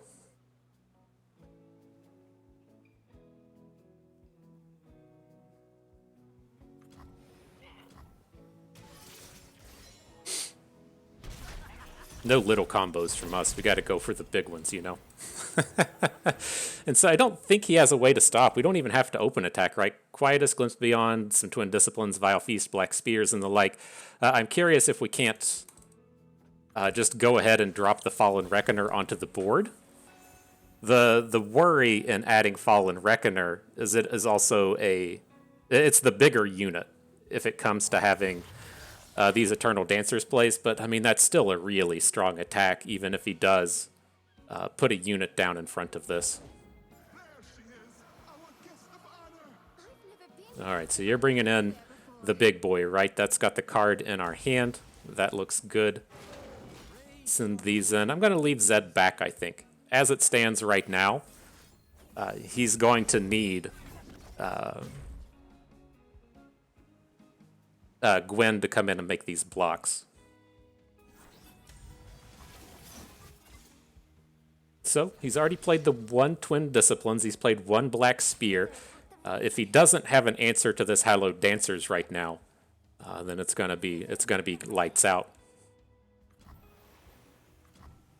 All right, she gets to do the overwhelm damages now. Okay, so far so good.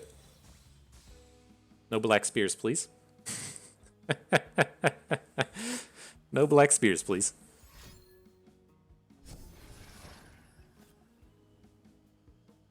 All right, Shimon Wen is active. Let's go for that combo. He could have a deny for this, right? That's in his wheelhouse. Okay.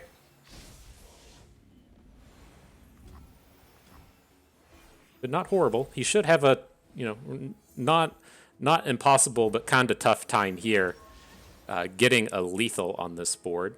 So I think that's okay.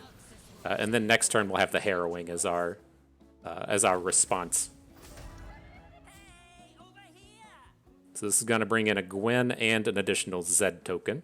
We'll have the 1 Drain onto the Vestayan Disciple. We didn't get the time to drop the block on it, but and it is what it is. Or drop the Vile Feast on it.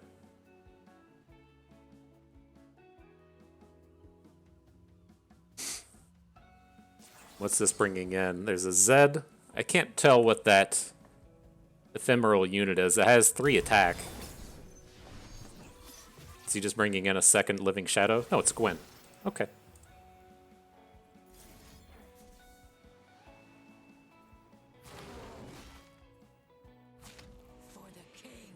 So I mean, we have to stop here. We lose to a Twin Disciplines if he has it, but, well, I mean, we can't just be all in on the Harrowing next turn, right? So if he has a way to protect the Vestayan Disciple, we're going to get lethaled. If we block Zed, that's only going to drop us to 2. And then next turn we can still play the Harrowing. I think that's okay. He's only got he's got the 2 copies of Deny in his deck, and he's already played 1. And so I think I feel reasonable just trying to get into this next turn and dropping in the Harrowing. Okay, he does have the protection. Good thing we blocked, am I right?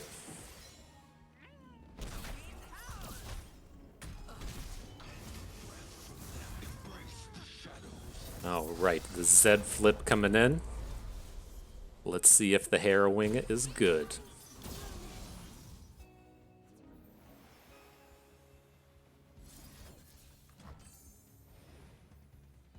Definitely good spider attack. This is lethal, right? that's a 4-attack spider coming at you.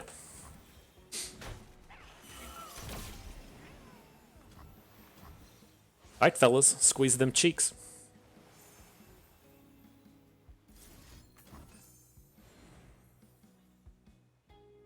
Did you squeeze them? Are you squeezing right now? Just a little squeeze, not a big squeeze. Whew.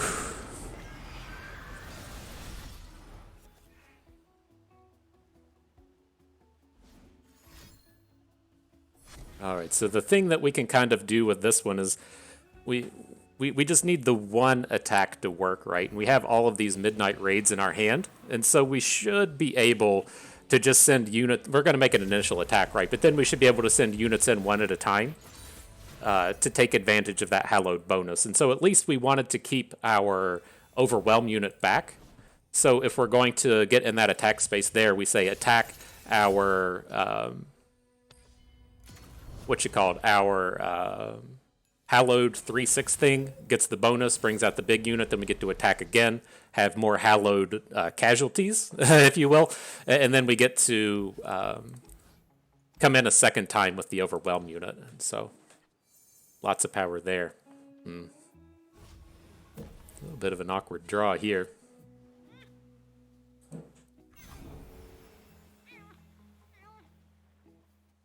Let's lead with the Chief. If he's not going to play any cards in the first turn, he does have a ton of 2-drops in this deck, so we're going to have to consider if we want to just like open attack here. And I don't think that's really the case. If we're going to get a second Forged Chief on the board, he's only going to be able to block one of them, and so we can have a second Forged Chief in here getting into battle. Vile Feast is the problem card there, but it's okay.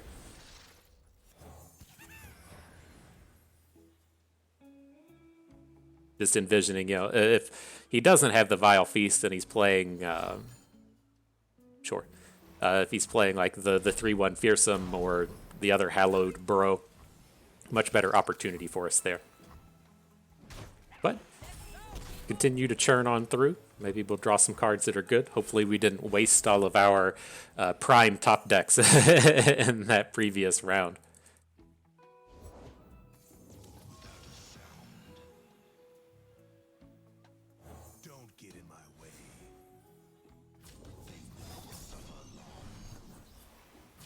All right, Lucian. Let's get all these deaths in front of you.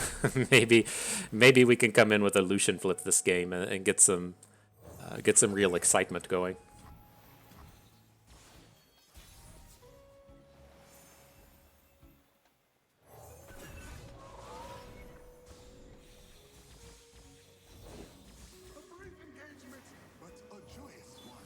All right, not a horrible board. The thing to worry about in this would be a Twin Disciplines. And like, how much do we care if, like, say we're making this attack, we're going to hook in Zed with the bird, then attack with Lucian. We're putting Lucian at risk of dying to the Boisterous Host. I think I'm okay with that if it means we get to take Zed off of the board. He's the scary unit that we're facing down right now. And so if we either get in 5 damage, that's great, or if he just goes for the full collection of board trades, I think that's pretty good as well. He keeps the Zed, that's fine. So we get to hang out with Lucian still. Present the threats of all of those big attacks.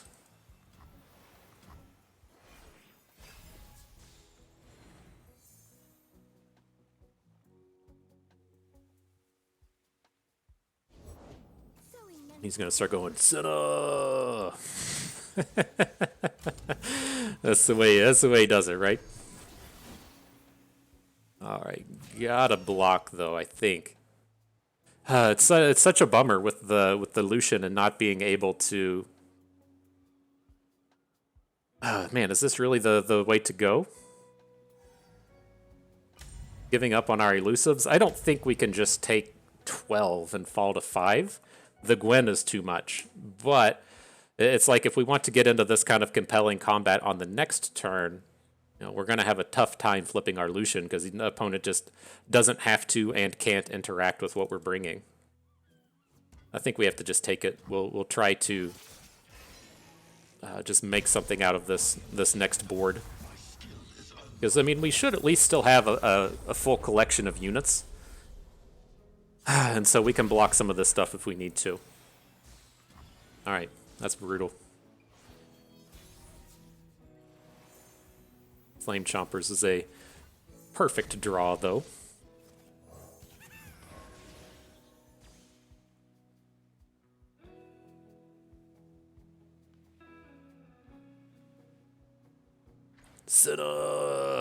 Oh man, we're not playing. Oh, we didn't buy the Pulse Fire Lucian. That's you gotta worry about the important things as you're here in these final sets of battles. It's the pulse fire action we have, just a regular Lucian. Don't worry, it's okay.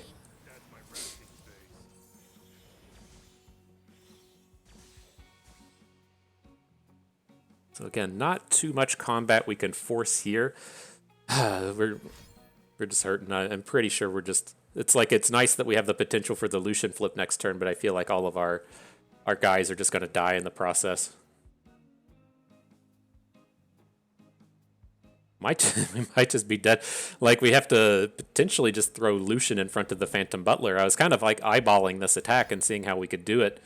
Like, the immediate desire is to just hook the Gringley duo out of combat, but I think we have to hook the Phantom Butler out of combat. Well, guess we don't have to do that anymore.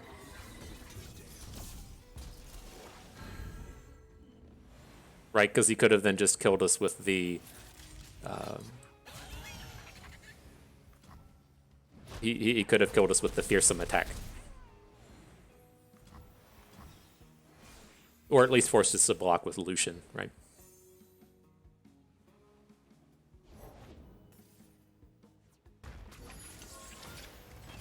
That's going to do it. Oh, no, we'll just take one Gwen hit here. Never mind. Right, he attacks... Oh, well, the secondary Gwen will be enough. All right. On to the final list of battles. This is tough. This matchup up against the Gwen deck is not particularly good. And the Katarina deck into it's pretty coin flippy. The Scouts deck is actually a positive matchup, but the Teemo deck into Ezreal Seraphine is not very strong. And so we'll give it a shot. We'll give it a go.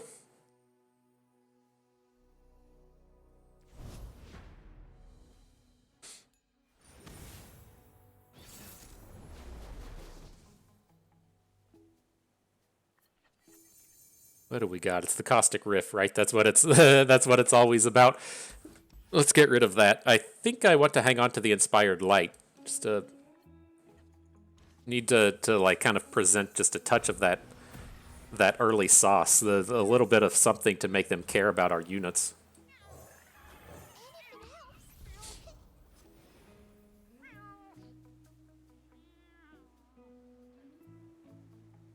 This is when they start to drop the trinket maker, and then you're hosed from that point forward.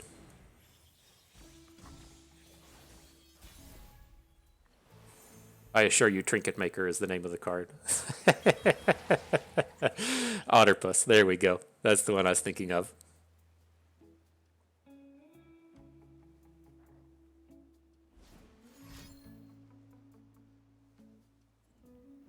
So again, I think this is the place where we'll stop. We'll see if he brings in stuff. If he's only going to like he's looking to play a removal spell, it looks like here, but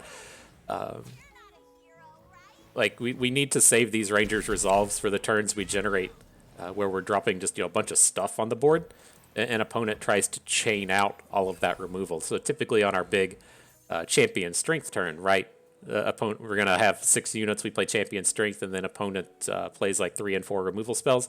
Like, this is the big combo we need to have going into that final turn. Is the Rangers resolve champion strength, so that we can kind of protect against that onslaught. And so we'll watch out for it here. I feel like we kind of threw away the combo in some of the previous games, but we'll keep in our dome piece that we need to. Be mindful of that. Let's get to work. Right, he's not playing cards. He's just got to bank up to 3 mana. Most of their removal, they could just add to the board anyways, and so they're not really incentivized to spend the mana on that previous turn.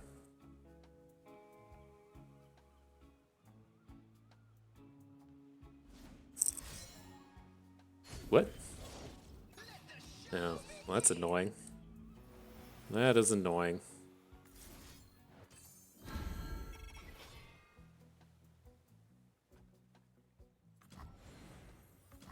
A discreet invitation for the AoEs. I do not approve of that, my dude. I do not.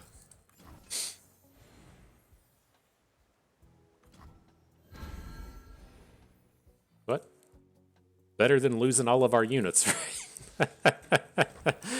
Better than losing all of our units.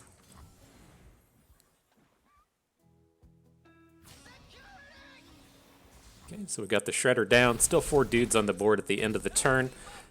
We pick up a spell mana from the Forge Chief that's now dead. We have the reduced cost on the Champion's Strength. So, yeah, we got opportunities. Our units are a little bit more challenging to kill now than they were. Having that 2 health instead of 1 almost across the board.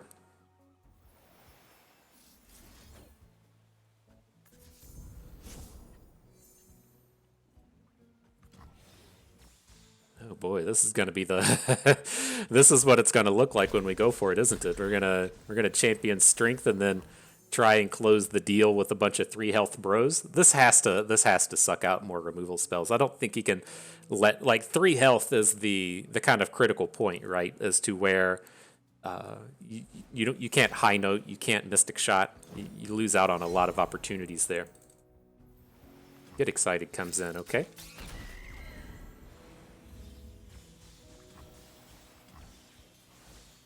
See if we pick up a 1-drop, that would be huge. Just more, just more inspired lights.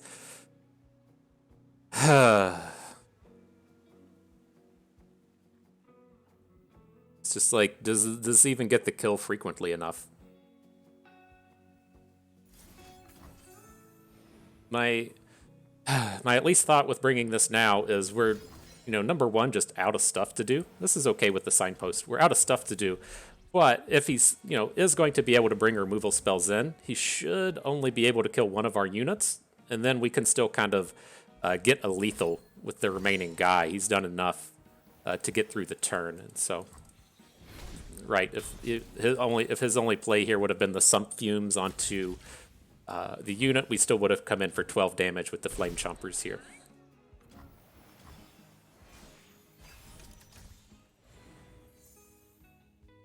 All right, Zonite Urchin, let's find you some friends. We gotta get out of here quick.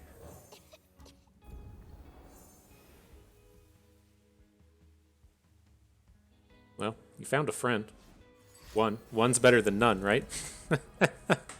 I feel like this one's probably out of reach at this point. The Otterpuss prank onto Champion Strength, we can get around a little bit, right? He's going to prank our Champion Strength up to 11. But I wonder if he picks the wrong one. It pulled the Champion Strength out of our deck. I wonder if they know which one's in your hand and which one isn't. Interesting. Interesting. But we can play it 2 turns from now. No, 1 turn. We can play it next turn, right? 8 and 3.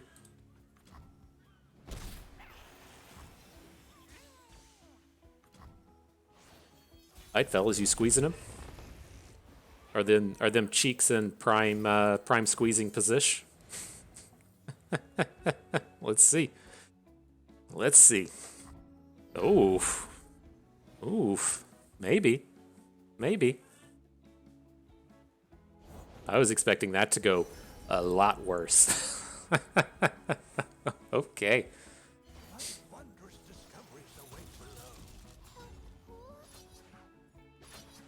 So let's break it in like this. I want to put his big damage onto the Flame Chompers. I think he should be out of 3 damage removal at this point, right? He's already played Get Exciteds and everything, and so I guess you could have a Piltover Tellstones.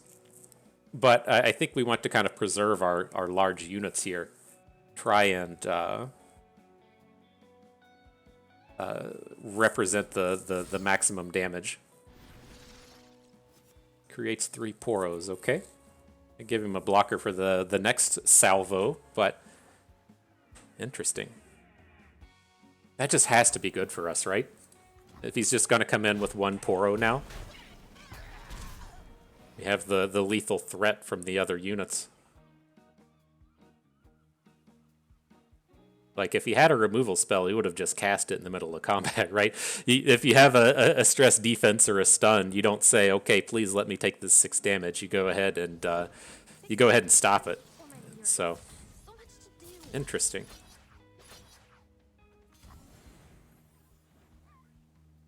All right. Well, we're presenting it. We're offering up that lethal. I think he just played the Seraphine to see if he couldn't top deck into another card. but feels like we might have gotten there.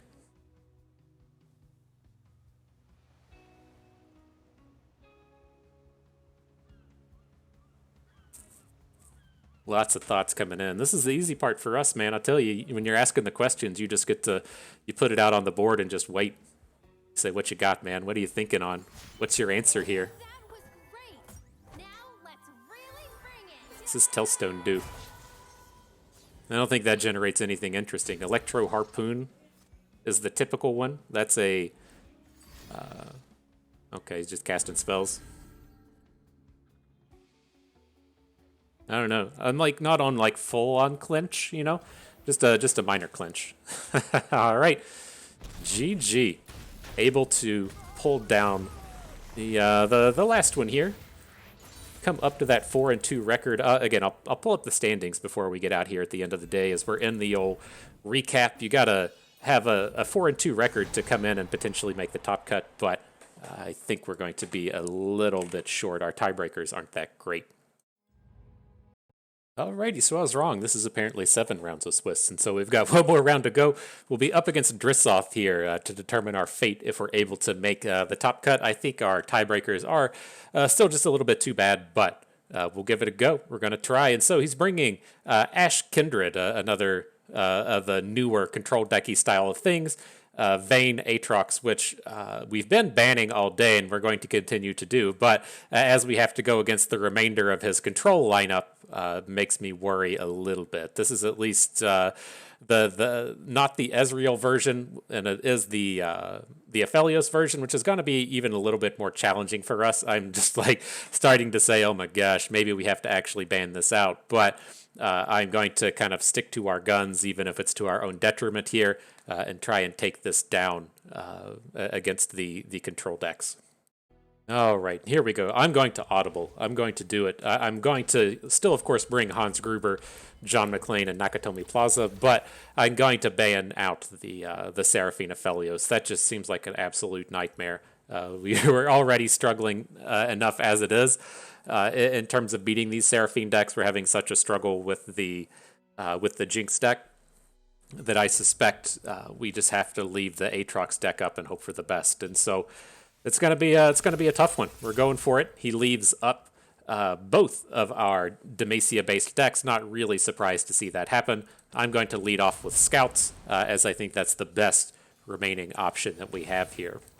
So, up to battle, up against the old Aatrox deck. I didn't think we were going to be seeing this one today. Opponent probably didn't think they were going to be playing it today, but you know, that's the way the cookie crumbles sometimes. And so, what a lot of this tends to come down to here in the early game is if they're able to drop the Elkin on us. This is the kind of nightmare unit for us to have to deal with. And of course, he has it here on turn 1 as you load this up with. You don't even have to load it up with an equipment, right? If it's just sitting here as a 2/2 tough, it's still just so incredibly challenging for us to deal with as we look to bring in our Broadwings and our Misfortunes and the like, and they're just going, you know, LOL. I'm going to ignore your strategy and then just get on. And so we'll see how we can continue here. I was leaning towards just adding the Misfortune. We'll see. Makes opponent kind of have to react in a strong way. If he comes in with a fish fight to kind of get out of this, I think I'm okay. But this is what I was hoping to have happen, at least in terms of this board, is we attack, we bounce, we get in some points of damage, and then get in front of the Elkin just a little bit. So now hopefully we can kind of swap in to having good things happen with Zap. If we can push in Zap in the elusive package here, then we have a reasonable opportunity to kind of break free and have ways to get around his shenanigans. And so we're going to have to drop Zap in here. I was going to say, if we can pick up a Make It Rain, that would be great. We got to see if we can't protect ourselves from this Valor. Pretty good chance, right? Well above 0. And we hit. All right, do your thing, bird. I knew you had it in you to do great things. And this attack would just end up taking this. It's a little worrisome to let them crash in, but at least with this deck, we don't have to worry about all the big overwhelms coming in. Misfortune goes down. Again, it's not the end of the world. We're really focusing in on this elusive package, and she's just not really a part of that. So bring in a bird. We'll bring in a zap.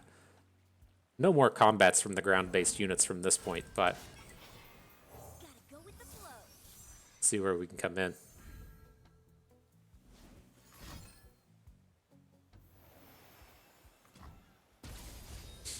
It's bringing that damage. Nobody wants to see that. We'll get our blocks in next turn when he starts dropping the Aatroxes on the board. Now with this, we probably shouldn't have played the Fleet Feather Tracker, right? If we'd come in and picked up an Inspired Light, then we could have grown all of our units and then just left the Fleet Feather Tracker off of the board. But we didn't hit it. We didn't get completely punished for it, but things here are not looking good.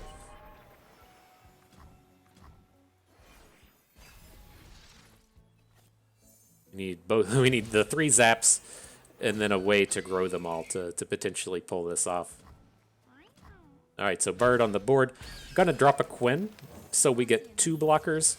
We can look to Ranger's Resolve this turn and get a little bit of protection, but yeah, this one's off the rails, if you will.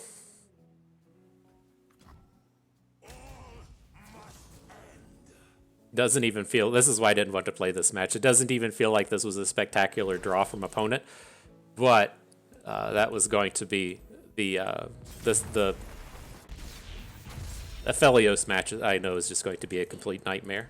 This is going to be an absolute nightmare. But we'll see if we can't pick up on this Freylord deck. Let me pick up the deck list real quick. It's not something that we've been playing against a ton. He has 1 copy of Fracture, which is a little scary against both of our decks, but only 2 copies of Vile Feast. So not tons of ways to really come in and interact with our early game stuff. Tied in a lot more to the late game here, but definitely a lot of flash freezes across the board to cause problems with our champion strength-based plays. And so not amped about bringing these into the battles here, but I feel like this is the deck. If we're going to be beating anything in his lineup, this is the one that we probably have the biggest shot against. So not going to hang on to the champion strength. They just have too much removal. We need to be coming in the early game here and developing a board. Maybe get some work done with these Broadwings. Drop the Broadwing and he's going to go, LOL, quiet us. That's what's going to be on the table, I can tell you now. But we definitely need to have something go right here. And so, if that's what happens, it's what happens. Yep. We can't just pass on this turn here, though.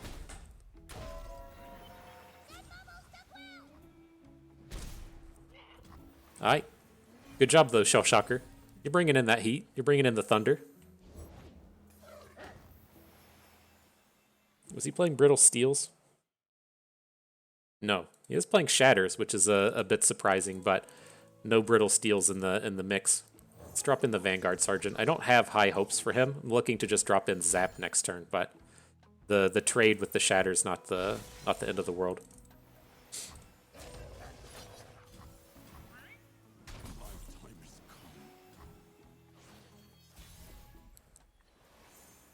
All right, Zap. Give us some good ones, please. Inspired Light, cool. Up there in the mountains.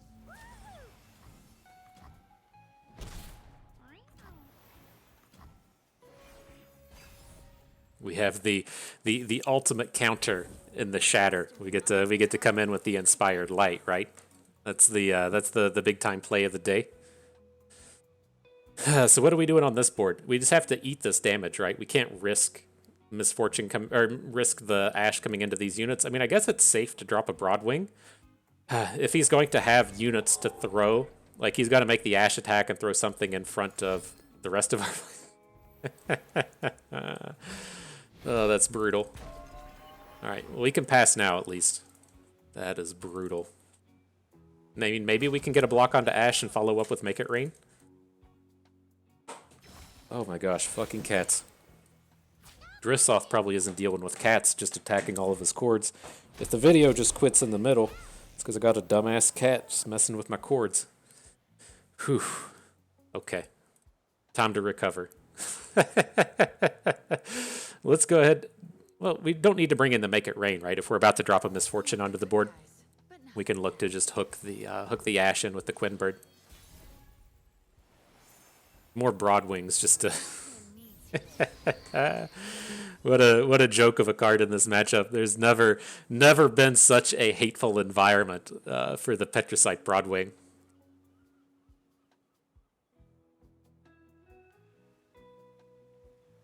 All right, though, friends, this is your time to shine. You gotta do it now.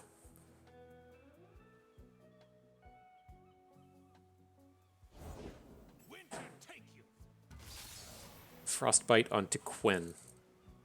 Interesting. Like, what were his tricks in here, right? Just Troll Chant? Just Troll Chant what's about to hit?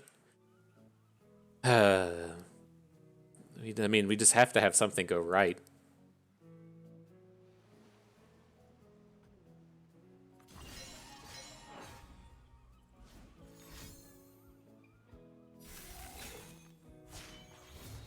Ah, an Ashe flip. I see what you did there. Well, who wants to put forth the belief that this Make It Rain's gonna hit? I'm gonna drop an emote on that one. Drop the emote in. Oh, it just landed perfect. Nice. All right, so now do we want to get a second attack in to level up either our Quinn or our Misfortune? We probably have to. These attacks are all just balls. Like, these are not good attacks, but we can't just attack with Quinn because she'll die to the wolf, right? So if we're wanting to put damage onto something, is that the one we still want to go after? We're not going to let him just pick. We're not going to let him just decide which one he gets to block. Probably need to just put the damage on the Bjerg. Like, we have 3 attack units, right? We have Misfortune, we have Quinn. If we need to get in front of the Bjerg, we have some opportunity to get a kill. Crystal Arrow comes down. Misfortune was not a good draw. Not a good draw. What are we at here? 6. Well, I guess we can follow up the combat with Misfortune. I mean, it's not the end of the world to just be passing here in the sense that... Oh, man, come on. Kill our Misfortune. In the sense that we could play Champion Strength next turn, but... I mean...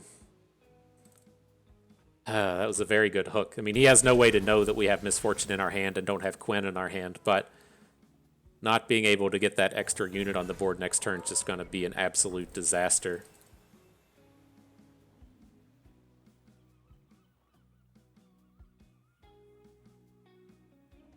All right.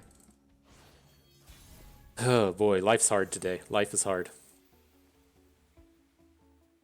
I don't feel like the Champion Strength is the answer here. I'm going to drop in the Vanguard Sergeant and just go for a 4 Demacia. Give us a little bit of opportunity to have a good attack that just doesn't throw away our exceptionally good card. When he, you know, if we make this attack and he has like a flash freeze, we don't want the game to just be done. And so, at least this way, it gives us a chance to have some real units on the board in the face of what's going on. Interesting, though. We can change it now. We can play Misfortune. We can play the Inspired Light. Gives us multiple ways to take down the Ashe.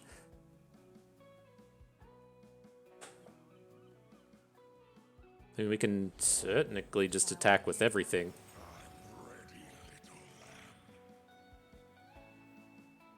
So he's out of range of the Crystal Arrow now. But, I mean, we have to...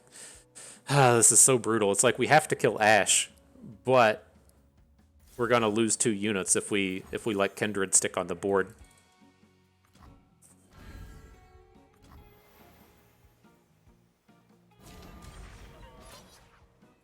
Show them our metal. This is still good, though. It's only got 1 mana. Doesn't have good blocks on either of our dudes. I suspect he's just going to take all of the damage here.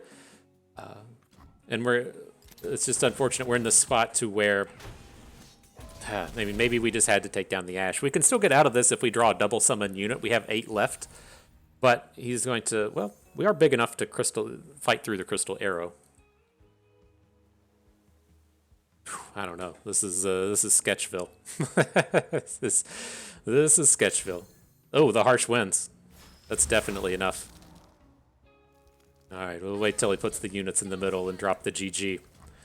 And so that was tough. That was tough. Well played, Drissoff. Good set of games, but that lineup was an absolute nightmare for what we were bringing to the table. I was like thinking earlier, like there's a couple of different points that we have coming on with this in the sense that my thought and feel on what we were going to run into a lot of in this format just like didn't really pan out. And I don't know if that's because we were just like, we're kind of too tuned in to what you see on the ladder where aggro is a lot more prominent, right? It's just much easier and faster to climb the ladder with aggro decks than it is with control decks.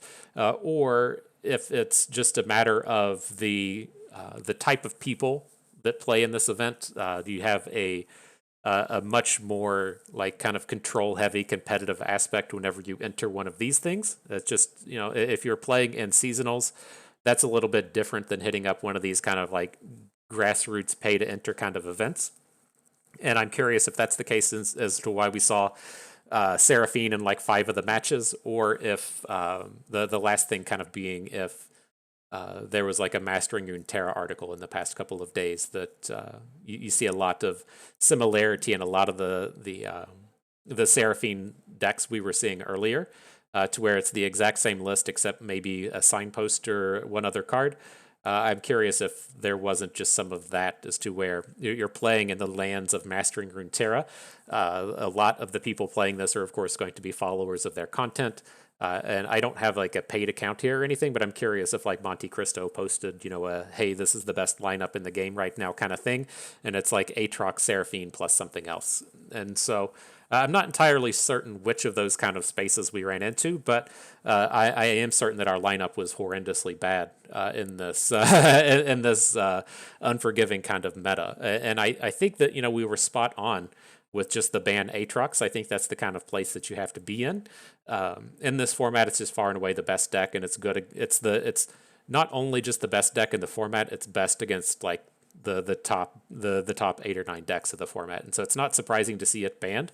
This is another one of those places to where we probably should have just brought it and expected it to get banned every time. But it's a deck that I have almost no experience with. One of the kind of concepts I talk about in our, you know, kind of, I don't want to call it our downfall, but our weakness in growing up playing Expedition was that you don't have the muscle memory against the decks. And the way that I always talk about it is, say, with like Thresh Nasus. Thresh Nasus comes up on the radar, I don't know, for like 2 months out of the year. It's never like a real high-powered deck. It's kind of been nerfed down into being like a tier 2.5 deck, but there'll be that like month or so to where it pops up, and I don't have a lot of matches against it because we were playing Expedition. And so as you kind of like jump into an event like this, if you do, say, you know, run into Thresh Nasus and you've been playing competitively since the start, you have that muscle memory against it. You know what's important, you know how the games, you know, kind of sequence out. And you can, you know, play at a high level against it, even though you may not have been playtesting against it a lot. And the thing with me and Vayne Aatrox is, in the previous set, we just didn't play the game. I had no desire to play during the Seraphine meta. In terms of our content creation, I really just kind of phoned it in and made our way through. There was even some weeks in there to where it was like I would play Seraphine once and then just concede out the rest of the matches. That wasn't like super conducive to really picking up on the intricacies of the Vayne decks, because we just weren't playing in that meta. And so now, as like Vayne has really hit the kind of like peak of the format, I just haven't really played enough with the Vayne decks to feel comfortable with it. And so I feel like really comfortable with the Scouts deck here. I feel good enough with Katarina Gwen. The Jinx Lucian deck, I feel like we played poorly, but it was the weak link of our lineup, and I felt like I could just kind of pick up on Jinx Lucian a little bit better than I could pick up on Vayne, given that I just haven't played the matches with it. And I've played a lot of kind of similar things to this in the past. And so it's tough in kind of determining, how that should really kind of piece itself together. But that was the reason why we didn't bring Jinx Vayne today, and I feel like that was a big hole in our lineup. The last kind of thing with it is I feel like we didn't go to that kind of like next stage either. The next level of like what do you play against after the things that aren't Aatrox Vayne, I was really expecting it to just be a lot more aggro-centric. That was not the case whatsoever.